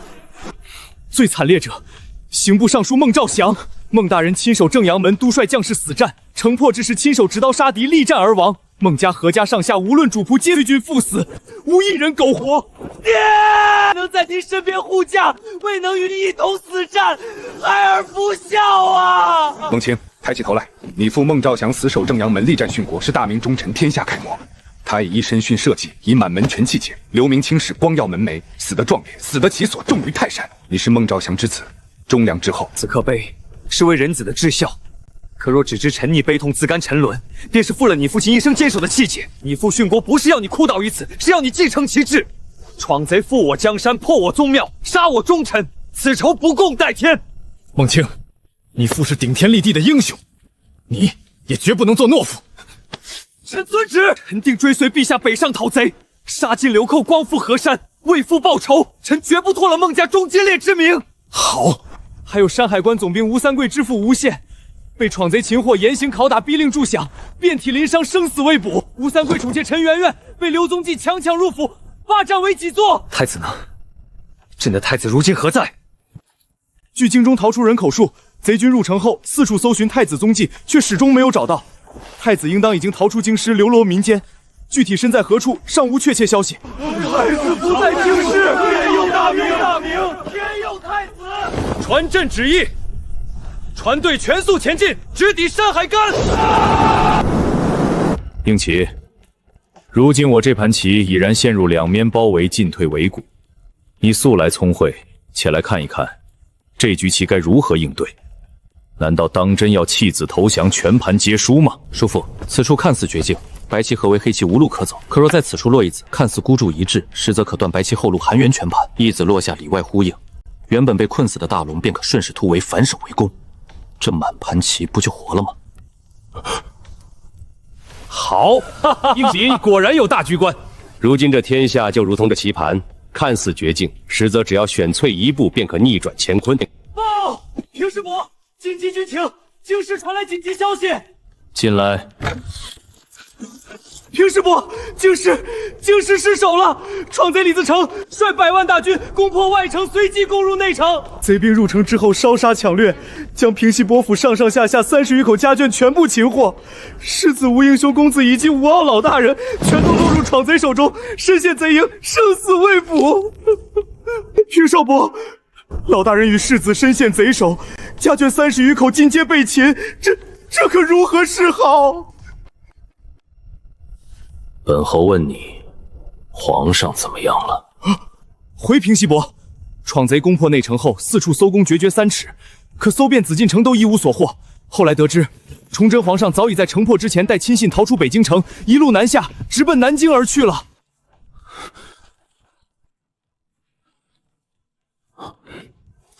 平说伯，方才听闻老大人与世子被俘，您面色如常。为何如今只是听闻皇上逃出北京，却如此惊慌？属下实在不懂。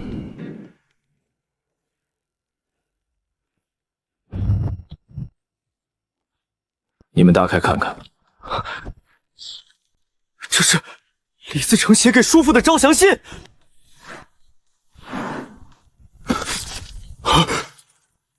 满清摄政王多尔衮，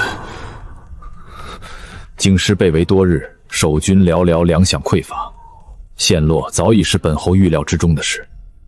数日前，秦王诏书送到山海关，本侯正要整兵星夜回师，可这2封信便先后送到了我手中。一封李自成，一封多尔衮，2大小小先生皆想招揽本侯，以便监军都把家童军口避风军马外接近关外期间，一时陷入两难。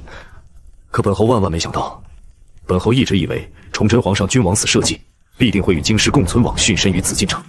如此一来，本侯镇守的山海关变成了3面临敌的决定。正面是李自成的100大顺军，背后是多尔衮的满清8旗，南方是重建朝廷以正统自律的南京大明。本侯若有变动，便是叛臣贼卒。三面受敌，孤立无援，陷入死路。你们说，得知这样的消息，本侯能不吃惊吗？能不慌乱吗？平说伯，如今局势危急，山海关陷入两面重围，死路一条。老大人与世子又在李自成手中，我等现如今该怎么办？还请平西王早定大计啊！叔父，事已至此，不可再犹豫。李自成与多尔衮同时发兵，再无退路。你们问我该怎么办？本侯今日召你们来，便是想听听你们的意见。你们皆跟随本侯多年，深知军中之事，天下之事。今日便畅所欲言，各抒己见。我山海关到底该何去何从？叔父，小侄心中已有主意。那满殿远居关外，乃是蛮夷之族，非我汉人正统。多年来，满清八旗屡次破关入侵，与我大明将士厮杀多年，仇深似海。我等皆是汉人，世代深受大明国恩。若是投降满金，便是认贼作父，背叛祖宗，必定被天下汉人唾骂遗臭万年。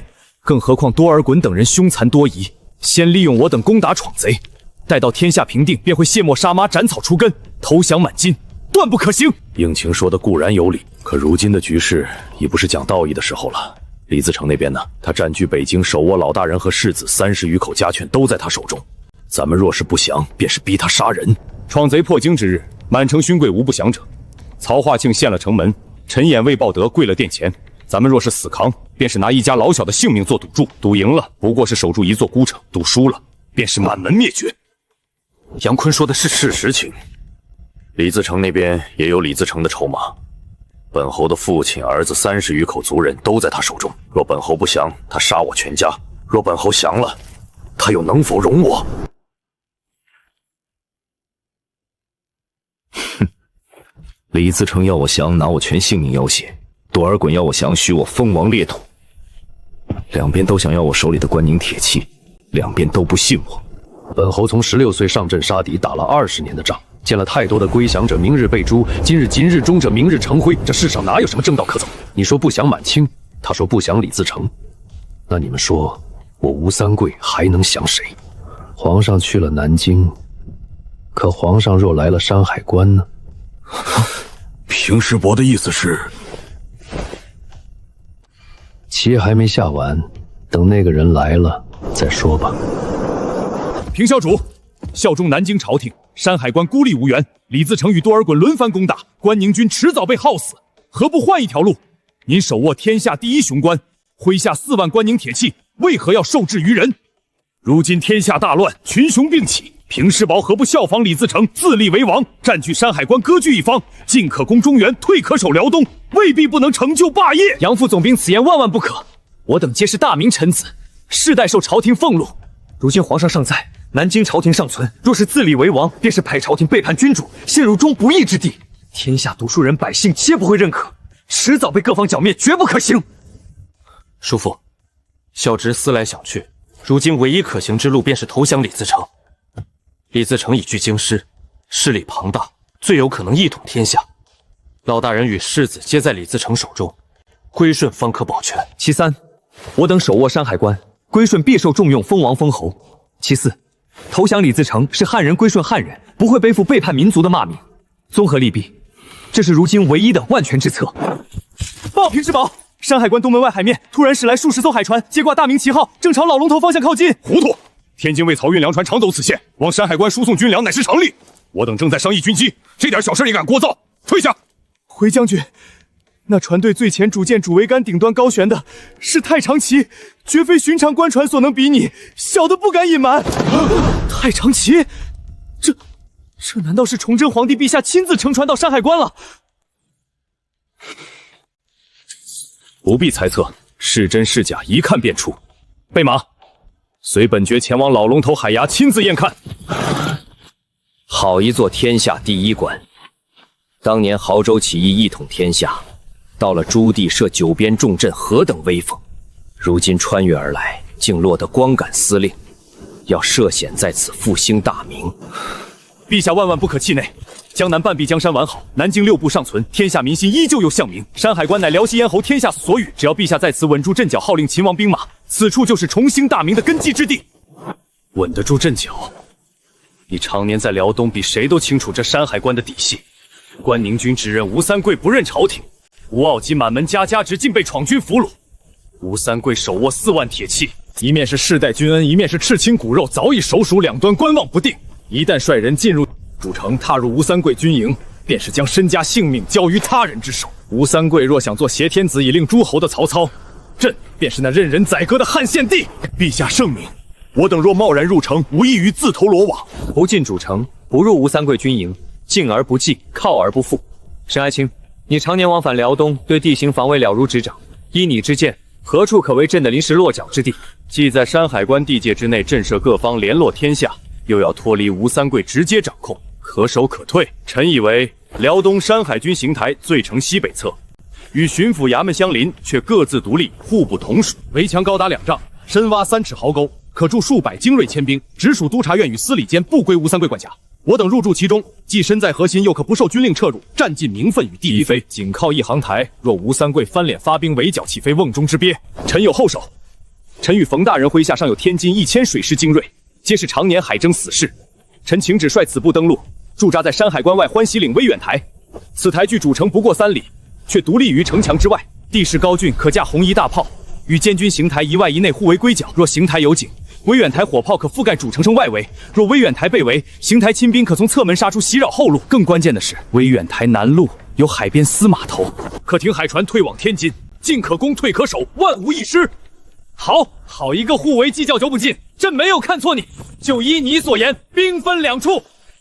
王承恩，奴才在。你持此圣旨，乘小船从老龙头司码头登岸，不可走吴三桂主城码头，不可惊动关宁军，直奔辽东监军行台，传朕之意。赵辽东总兵吴三桂，山海关总兵高度，蓟辽总督王永吉，辽东巡抚黎玉潭，辽东监军高启乾，于明日戌时前往监军行台见驾。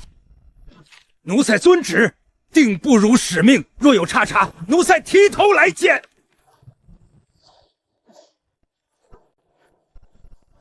沈廷阳、冯元皇，臣在。你2人即刻率1000水师精锐登陆，驻扎欢喜岭威远台，连夜修缮堡垒，架设火炮，严密布防，日夜巡逻。若遇吴三桂部挑衅，先礼后兵，不可掀起战端。臣领旨。李若莲、高文采、孟章明，臣在。人率所有精锐亲兵随朕入驻监军行台，分守仪门、东门、西门及后堂4门。哪怕是监军高启训，若无朕旨意，不准踏入半步。臣等遵旨，定令以死护卫陛下周全。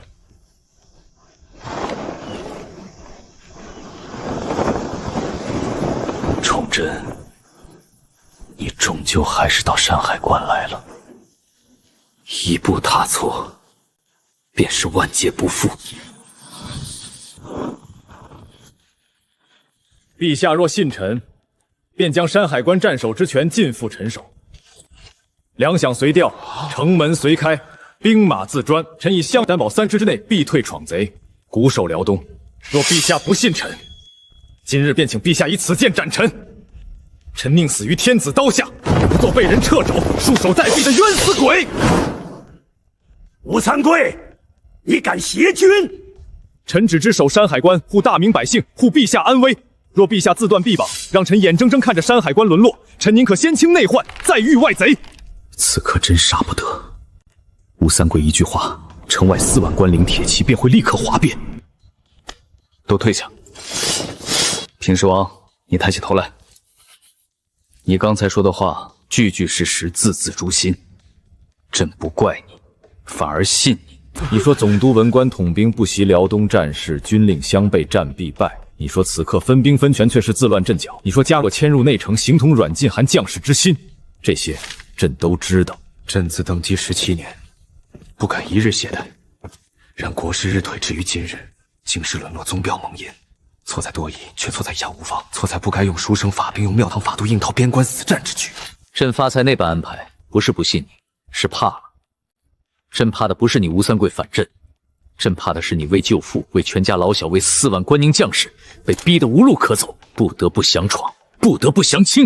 你父吴王在闯贼手中，你全家30余口性命悬于逆贼一念之间。朕若把全部兵权、城防、粮饷尽数交你手中，一旦闯贼以你父性命逼你开门，你是降还是不降？你降则大明亡，你不降则你父亡，你全家亡，朕是在给你留一条退路。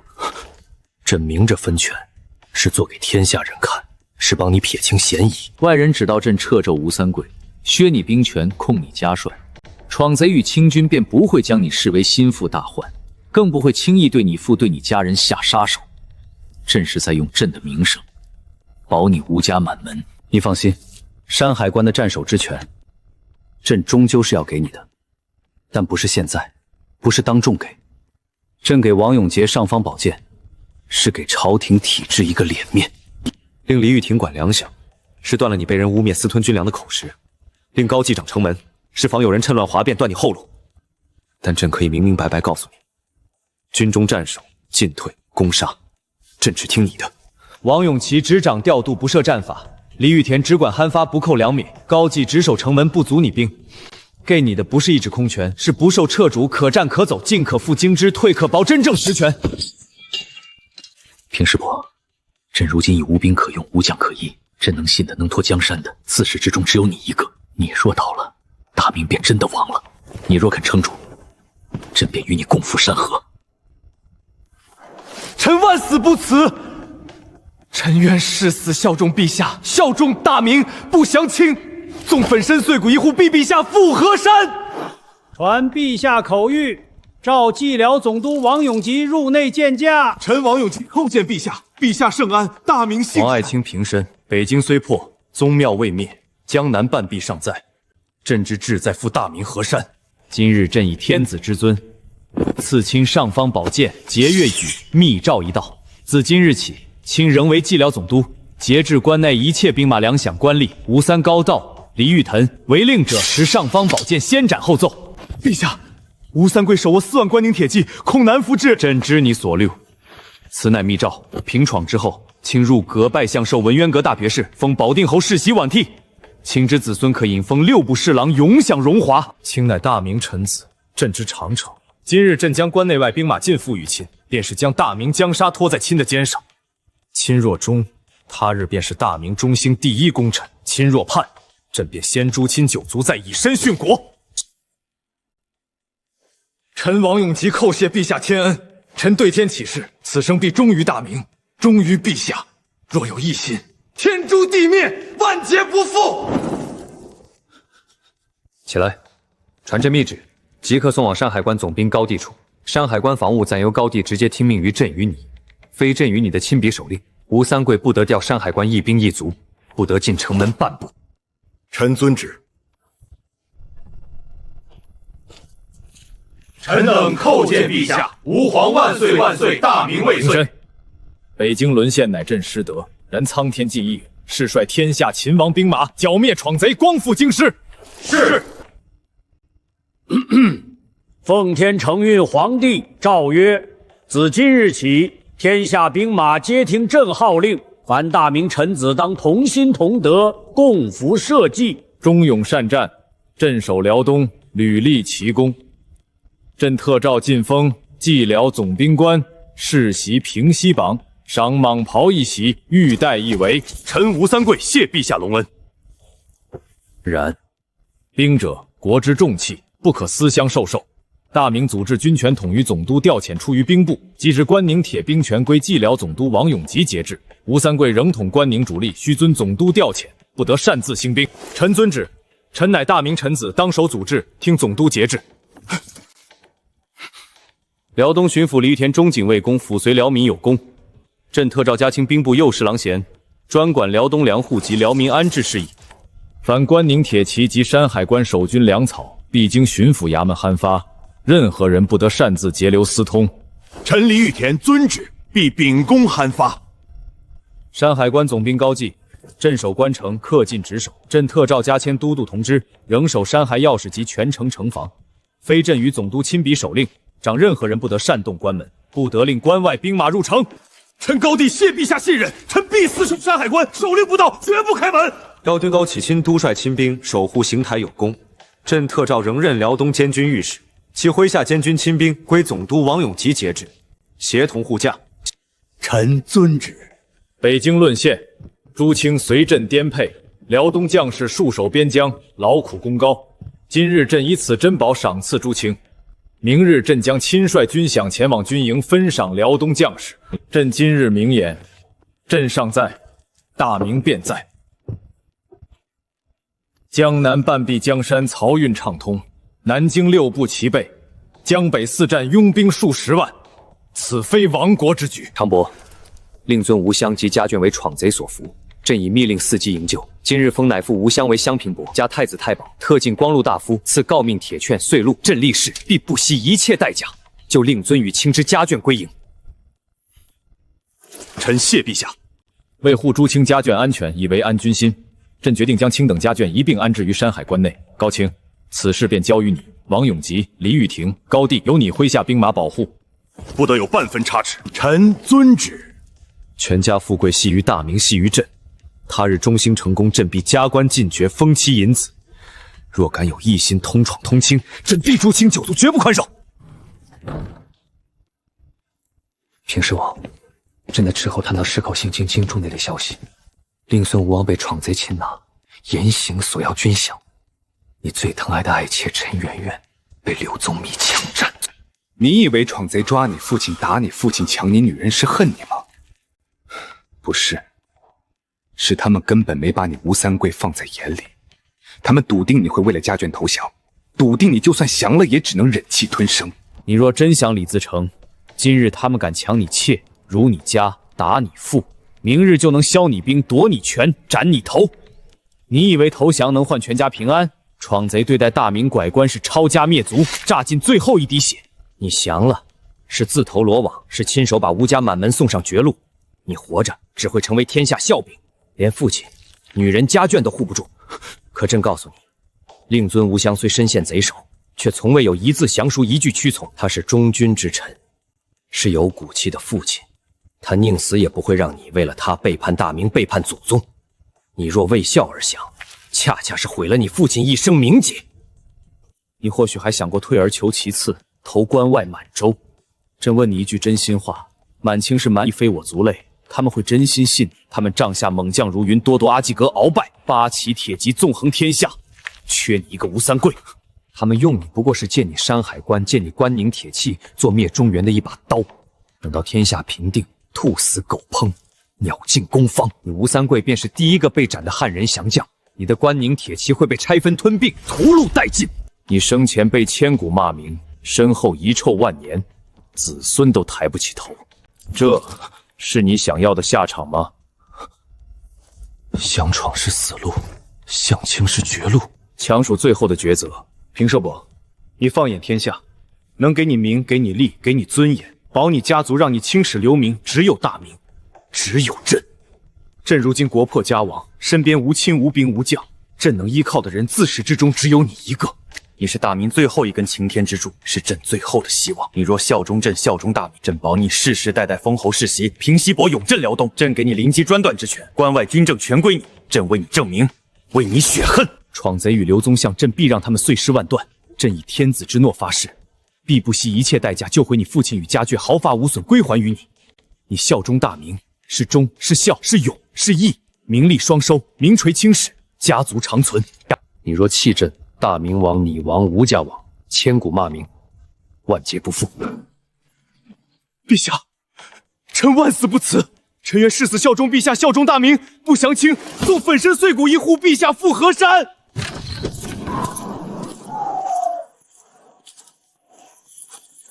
平西伯，皇上单独召您密议，究竟谈了些什么？可有对我等不利的旨意？你们养的那些探子都是饭桶不成？我父吴王被李自成贼寇严刑搞罗，索要银两，家产被抄掠一空，性命垂危。我宠妾陈圆圆被刘宗弥强占侮辱，奇耻大辱，我与闯贼不共戴天。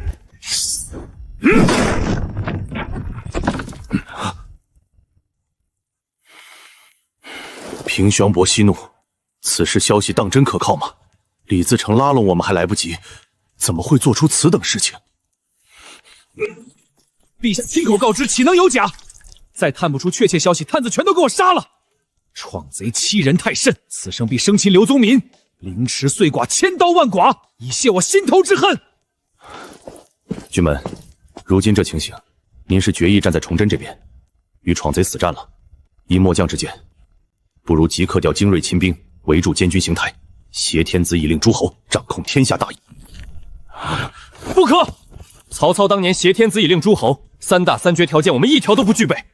第一，崇祯临朝17年，权术深沉，心智坚韧，谁能控制得了他？第二，他大可以南下南京重整旗鼓，偏偏北上冲我们关宁军来的，分明是想借我们续命。第三，山海关弹丸之地，地弱民贫，我们连自己的兵都养不活，拿什么去养皇帝？外患未除，冯元晃、沈廷阳已驻威远台，高地近万兵马，与我们貌合神离，四面皆敌，贸然动必死无疑。令旗，你看得比所有人都清楚，以你之见，当下绝境该如何布局？若南方南京大军北上秦王，我们据守山海关，前后夹击，疏附便是中兴第一功臣。若南方观望不前，我们就不断索要粮饷。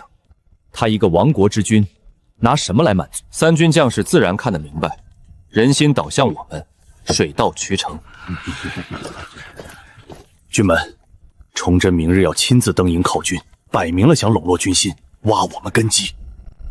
我们可以暗中吩咐各营将士，故意懈怠，冷言冷语，甚至假装哗变，让他在三军面前颜面尽失，看他还怎么立足。万岁爷，您醒了，奴才伺候您梳洗更衣。今日犒军不能有误。万岁爷英武，此番前往教场，必能震慑三军，收服军心。今日发饷银定的什么时辰？回皇上，定的是辰时，银箱早已清点完毕，护卫仪仗尽数就位。李若瞻、高文彩、孟章明3位将军在外等候护驾。走，去教场。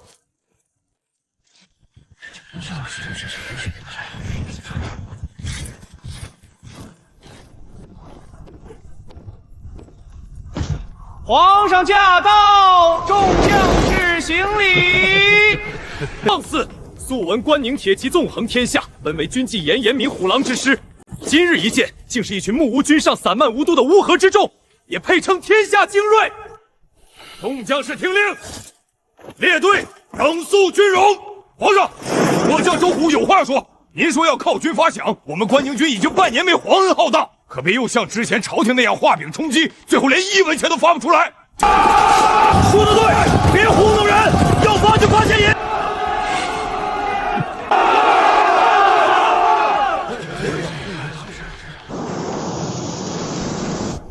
放肆！朕且问你，你姓甚名谁？官居何职？回皇上，末将周虎，末周虎关宁军前飞营牵主。周虎，朕记得你祖籍辽东永远，永乐年间，先祖便追随大明戍边，世代时朝廷俸禄。朕登基17年，从未亏待过边关将士。辽饷年年加征，只为供养你们守国门户社稷。如今国难当头，你不思报国，反而带头滋事，藐视君上，对得起列祖列宗，对得起大明对你的栽培吗？周虎，朕再问你，按照大明律，对皇上大不敬，该当何罪？回皇上，按律当斩。好。朕知道关宁军粮饷短缺，士卒困苦，这是朕的过失。朕不怪普通弟兄，只怪那些带头造势、藐视皇权、扰乱军心的奸佞之徒。但朕今日来此，不是来求你们护驾，是来与诸位将士同甘共苦，来给诸位发饷，来与诸位共守山海关，共拒闯贼与贱奴。陛下有令。北京都被闯贼攻破了，皇上哪来的银子？指不定又是些布匹、棉花、低饷。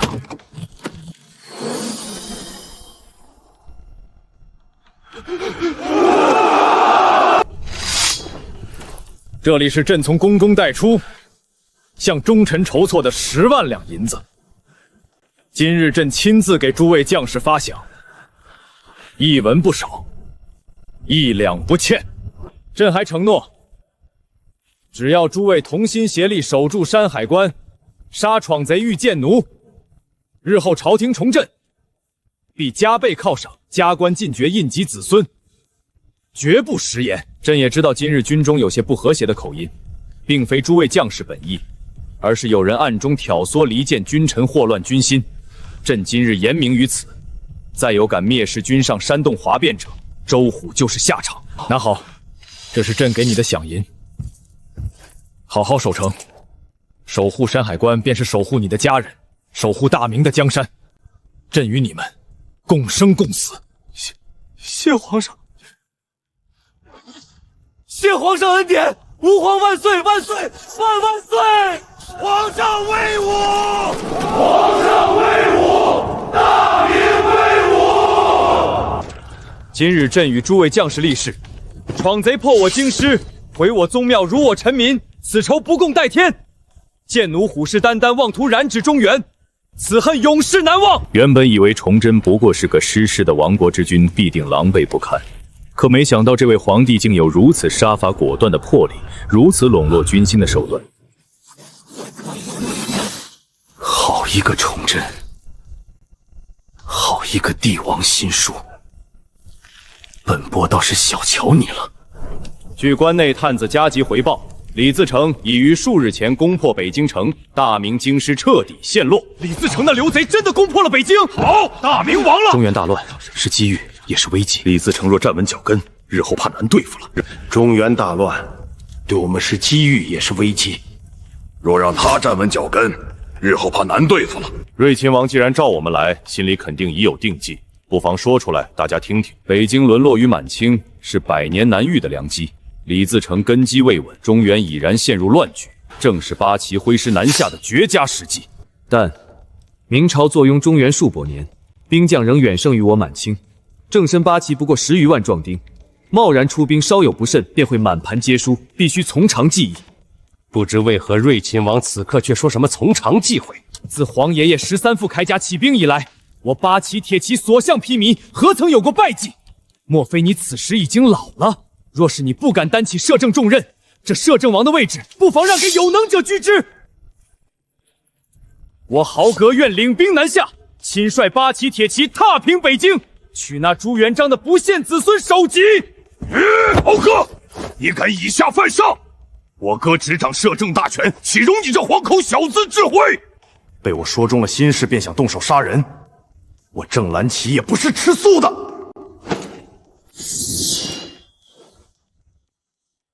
住手！肃亲王，你太急躁。我满清确有萨尔浒之胜、松锦之捷，但你们都忘了宁远之战袁崇焕，凭借几门红缨大炮死守都城，不仅让八旗久攻不下，更是炸伤了皇爷爷努尔哈赤，致使皇爷爷不久后离世。名山火气犀利，城防坚固。李自成虽为刘贼，却能一路攻破北京，如今虽是我大清进取的机会，却也是万丈深渊，一步走错，便关乎八旗存亡。瑞亲王所言有理，肃亲王也是一心为大清着想，只是太过心急。京师已破，中原大乱，八旗下一步究竟该怎么走？是挥师南下，还是固守辽东？还请瑞亲王给他一个准话。还有什么好说的？既然李自成占了北京，那就提兵南下，杀进北京，金银财宝、美女绸缎，想要多少有多少。李自成不过是个异族，何则道哉？没错，大哥就是太过谨慎，在我八旗马刀面前，全都不值一提。两位王爷此言差矣。北京虽破，刘贼却有数十万之众，兵力数倍于我八旗。山海关尚有关宁铁骑卡在喉咙，一旦前路受阻，后路被断，八旗进退两难。当稳守辽东，积蓄兵力，静观其变，让李自成和明朝残部两败俱伤，方为上策。济尔哈王爷所言极是，李自成攻破京师，弑君灭国，乃天下共诛之国贼。我大清受天命，顺民心，当兴兵讨贼，刁民伐罪，切不可因一时贪念，毁了大清根基。诸位王爷，各位大人，且静一静。北京已破，李自成占据皇城，可崇祯皇帝的情况究竟如何？是已经以身殉国，还是被李自成俘虏囚禁，亦或是趁乱逃出北京，前往南京刘都重整旗鼓？据前线死士回报，京城之乱作一团，崇祯帝的下落目前是一团迷雾，是死是活，是否逃出北京，探子均无确切消息。只知皇宫已被刘贼占据。崇祯帝是明朝正统，其生死关乎天下民心，更关乎我大清入关的名分。若崇祯已死，明朝决胜中原无主，我们入关便是替天行道，名正言顺。若崇祯未死，逃至南方另立朝廷，我们入关便师出无名，会被天下汉人视为异族入侵者，更会让明朝残部同仇敌忾，联合刘贼对抗我大清。崇祯生死乃是入关成败的关键命脉。索大人分析极是。若崇祯未死，落入李自成手中，我们可打着清君侧救天子的旗号关，占据道九高地。此外，瑞亲王之前亲笔致信吴三桂，劝其归降，至今杳无音讯。他手握关宁铁骑，扼守山海关，是我入关的最大阻碍。这2点关键信息未明，入关之事万万不可轻举妄动。既然如此，那这会议也没什么好开的了，散会吧。崇祯生死未卜，吴三桂未归降，瑞亲王却贸然召集众人商议入关，未免太过操之过急，决策失误了。诸位亲王大臣，如今关内讯息未明，崇祯生死、吴三桂动向皆无定死，尔等各执一词，争论半日也难有定论。既如此，便暂且退朝，待前方探得确切消息，核实名医之后，再召集群臣一同议事，切勿因意气之争乱了我大清朝纲。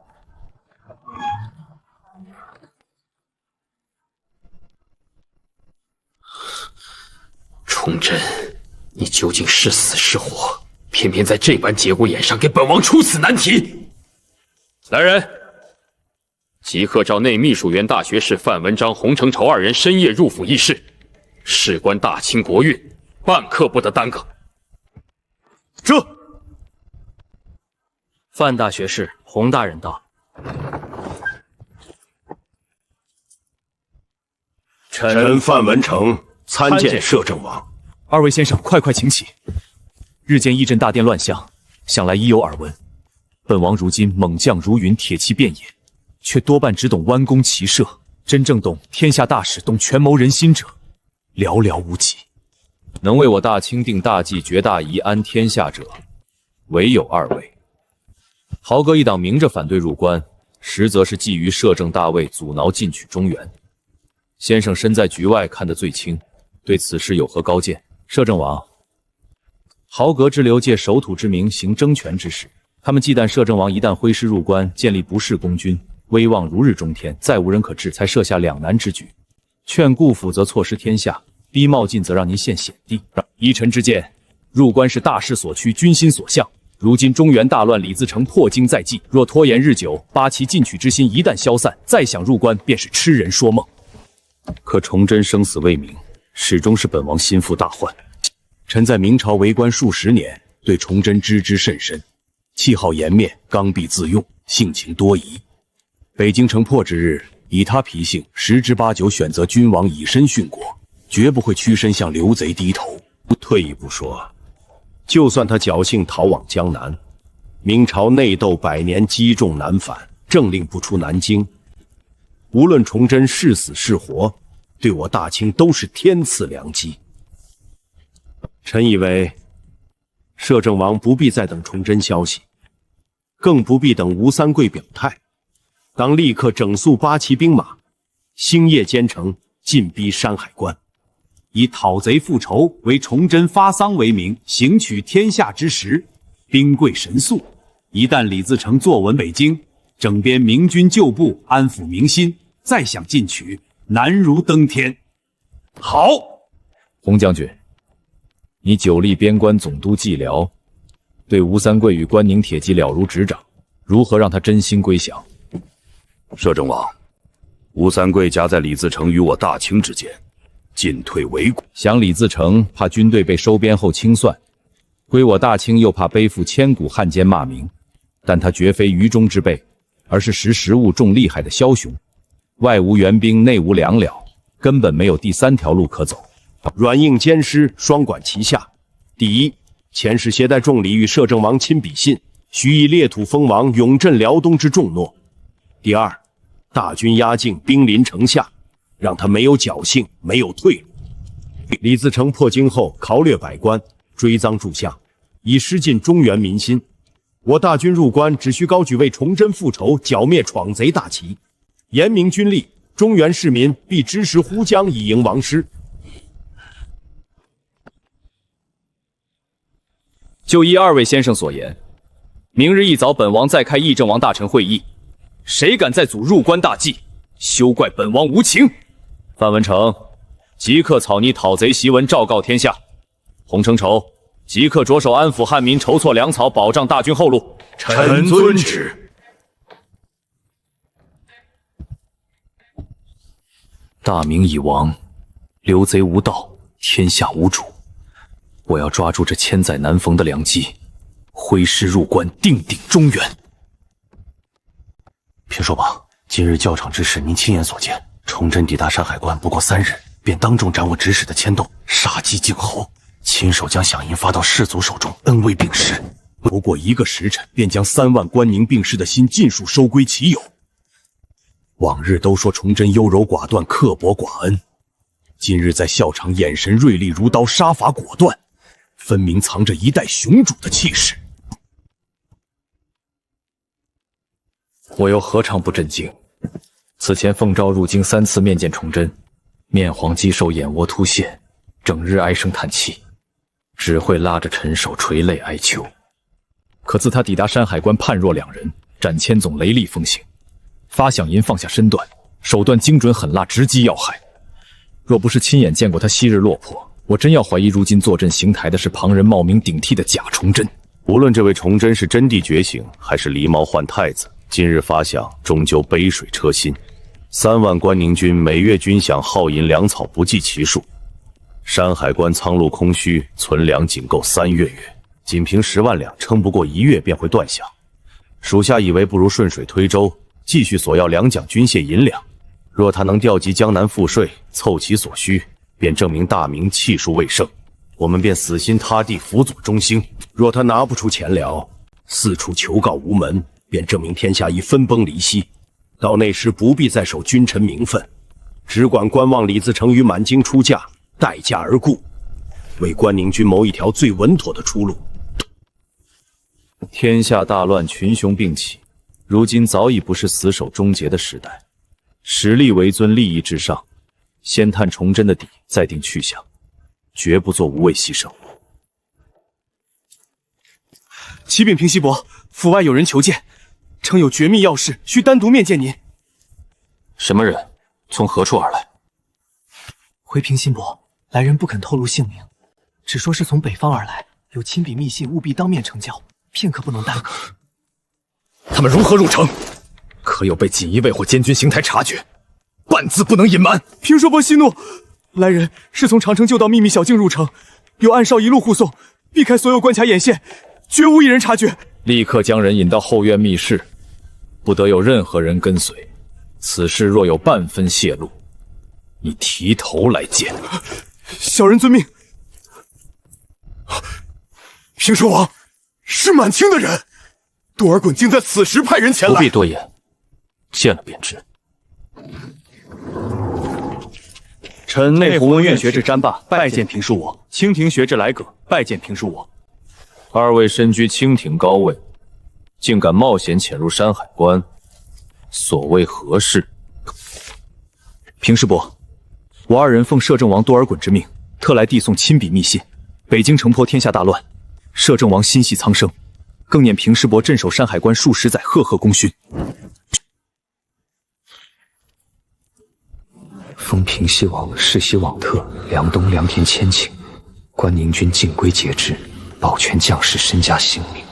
平师伯，摄政王的心意与诚意，信中已尽数道明，不知您意下如何？归顺满清，可保一世富贵，掌控兵权，却要背负千古骂名，沦为外族入侵的帮凶。效忠崇祯，看似名正言顺，可无钱无粮，难以为继。投靠李自成，京城拷打百官，凉薄无情，残暴嗜杀，必难长久。3步路，每一步都如履薄冰，一步错，便是万劫不复。平社报，若您有意详谈，摄政王即刻便会派遣范文烨大学士、洪承畴大人这般核心重臣，亲自前来山海关，与您当面密议，敲定所有细节。信，本王收下了。二位先回驿馆歇息，容本王思上几日。平真伯，多尔衮开出封王裂土的条件，您当真不动心？本王不动心，本王比谁都动心。可动心归动心，想闯是死路，降清是绝路，效忠崇祯又怕是无底洞。这盘棋一步走错，便是满盘皆输。叔父，听闻满清的使者来了，所谓何事？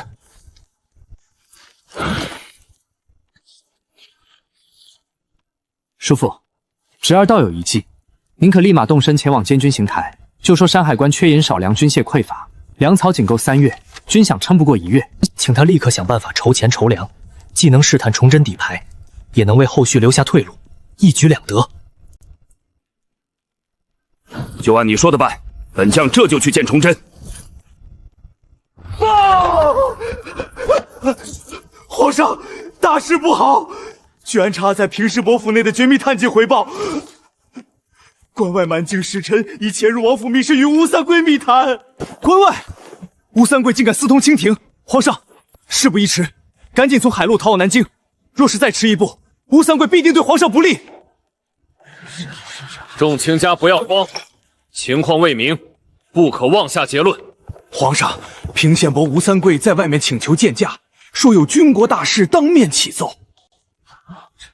让所有人退下，只留你与高文华在侧，宣吴三桂觐见。宣平西伯吴三桂进京。臣吴三桂叩见皇上，吾皇万岁万岁万万岁！平世伯免礼，山海关乃国门前线，你日夜操劳，不必多礼。平世伯今日匆匆求见，所谓何事？回皇上，李自成的顺军与多尔衮的8旗清军必定会探知皇上亲临山关的消息，到那时，两路强敌东西对进，山海关腹背受敌，必成夹击死地。关宁军如今缺银少粮，军械破旧，战马羸弱，粮草仅够3月，军饷撑不过1月。若是没有充足前连军械支撑，恐怕难以抵挡。今日朕在校场发放白银10万两充作军饷，还不够。回皇上，10万两放在数万关京军身上，不过是杯水车薪。将士们数月未发足额军饷，粮草只够不足月余，请陛下再拨钱粮，稳住军心。听说王，除了缺银少粮之外，还有没有别的事情要跟朕禀报？回皇上，军国大事莫过于此，臣并无其他事情启奏。朕再问你一次，当真没有事情向朕禀告？臣一心为国，绝无半分隐瞒，还请皇上明察。朕问你，平时我，你会不会降清？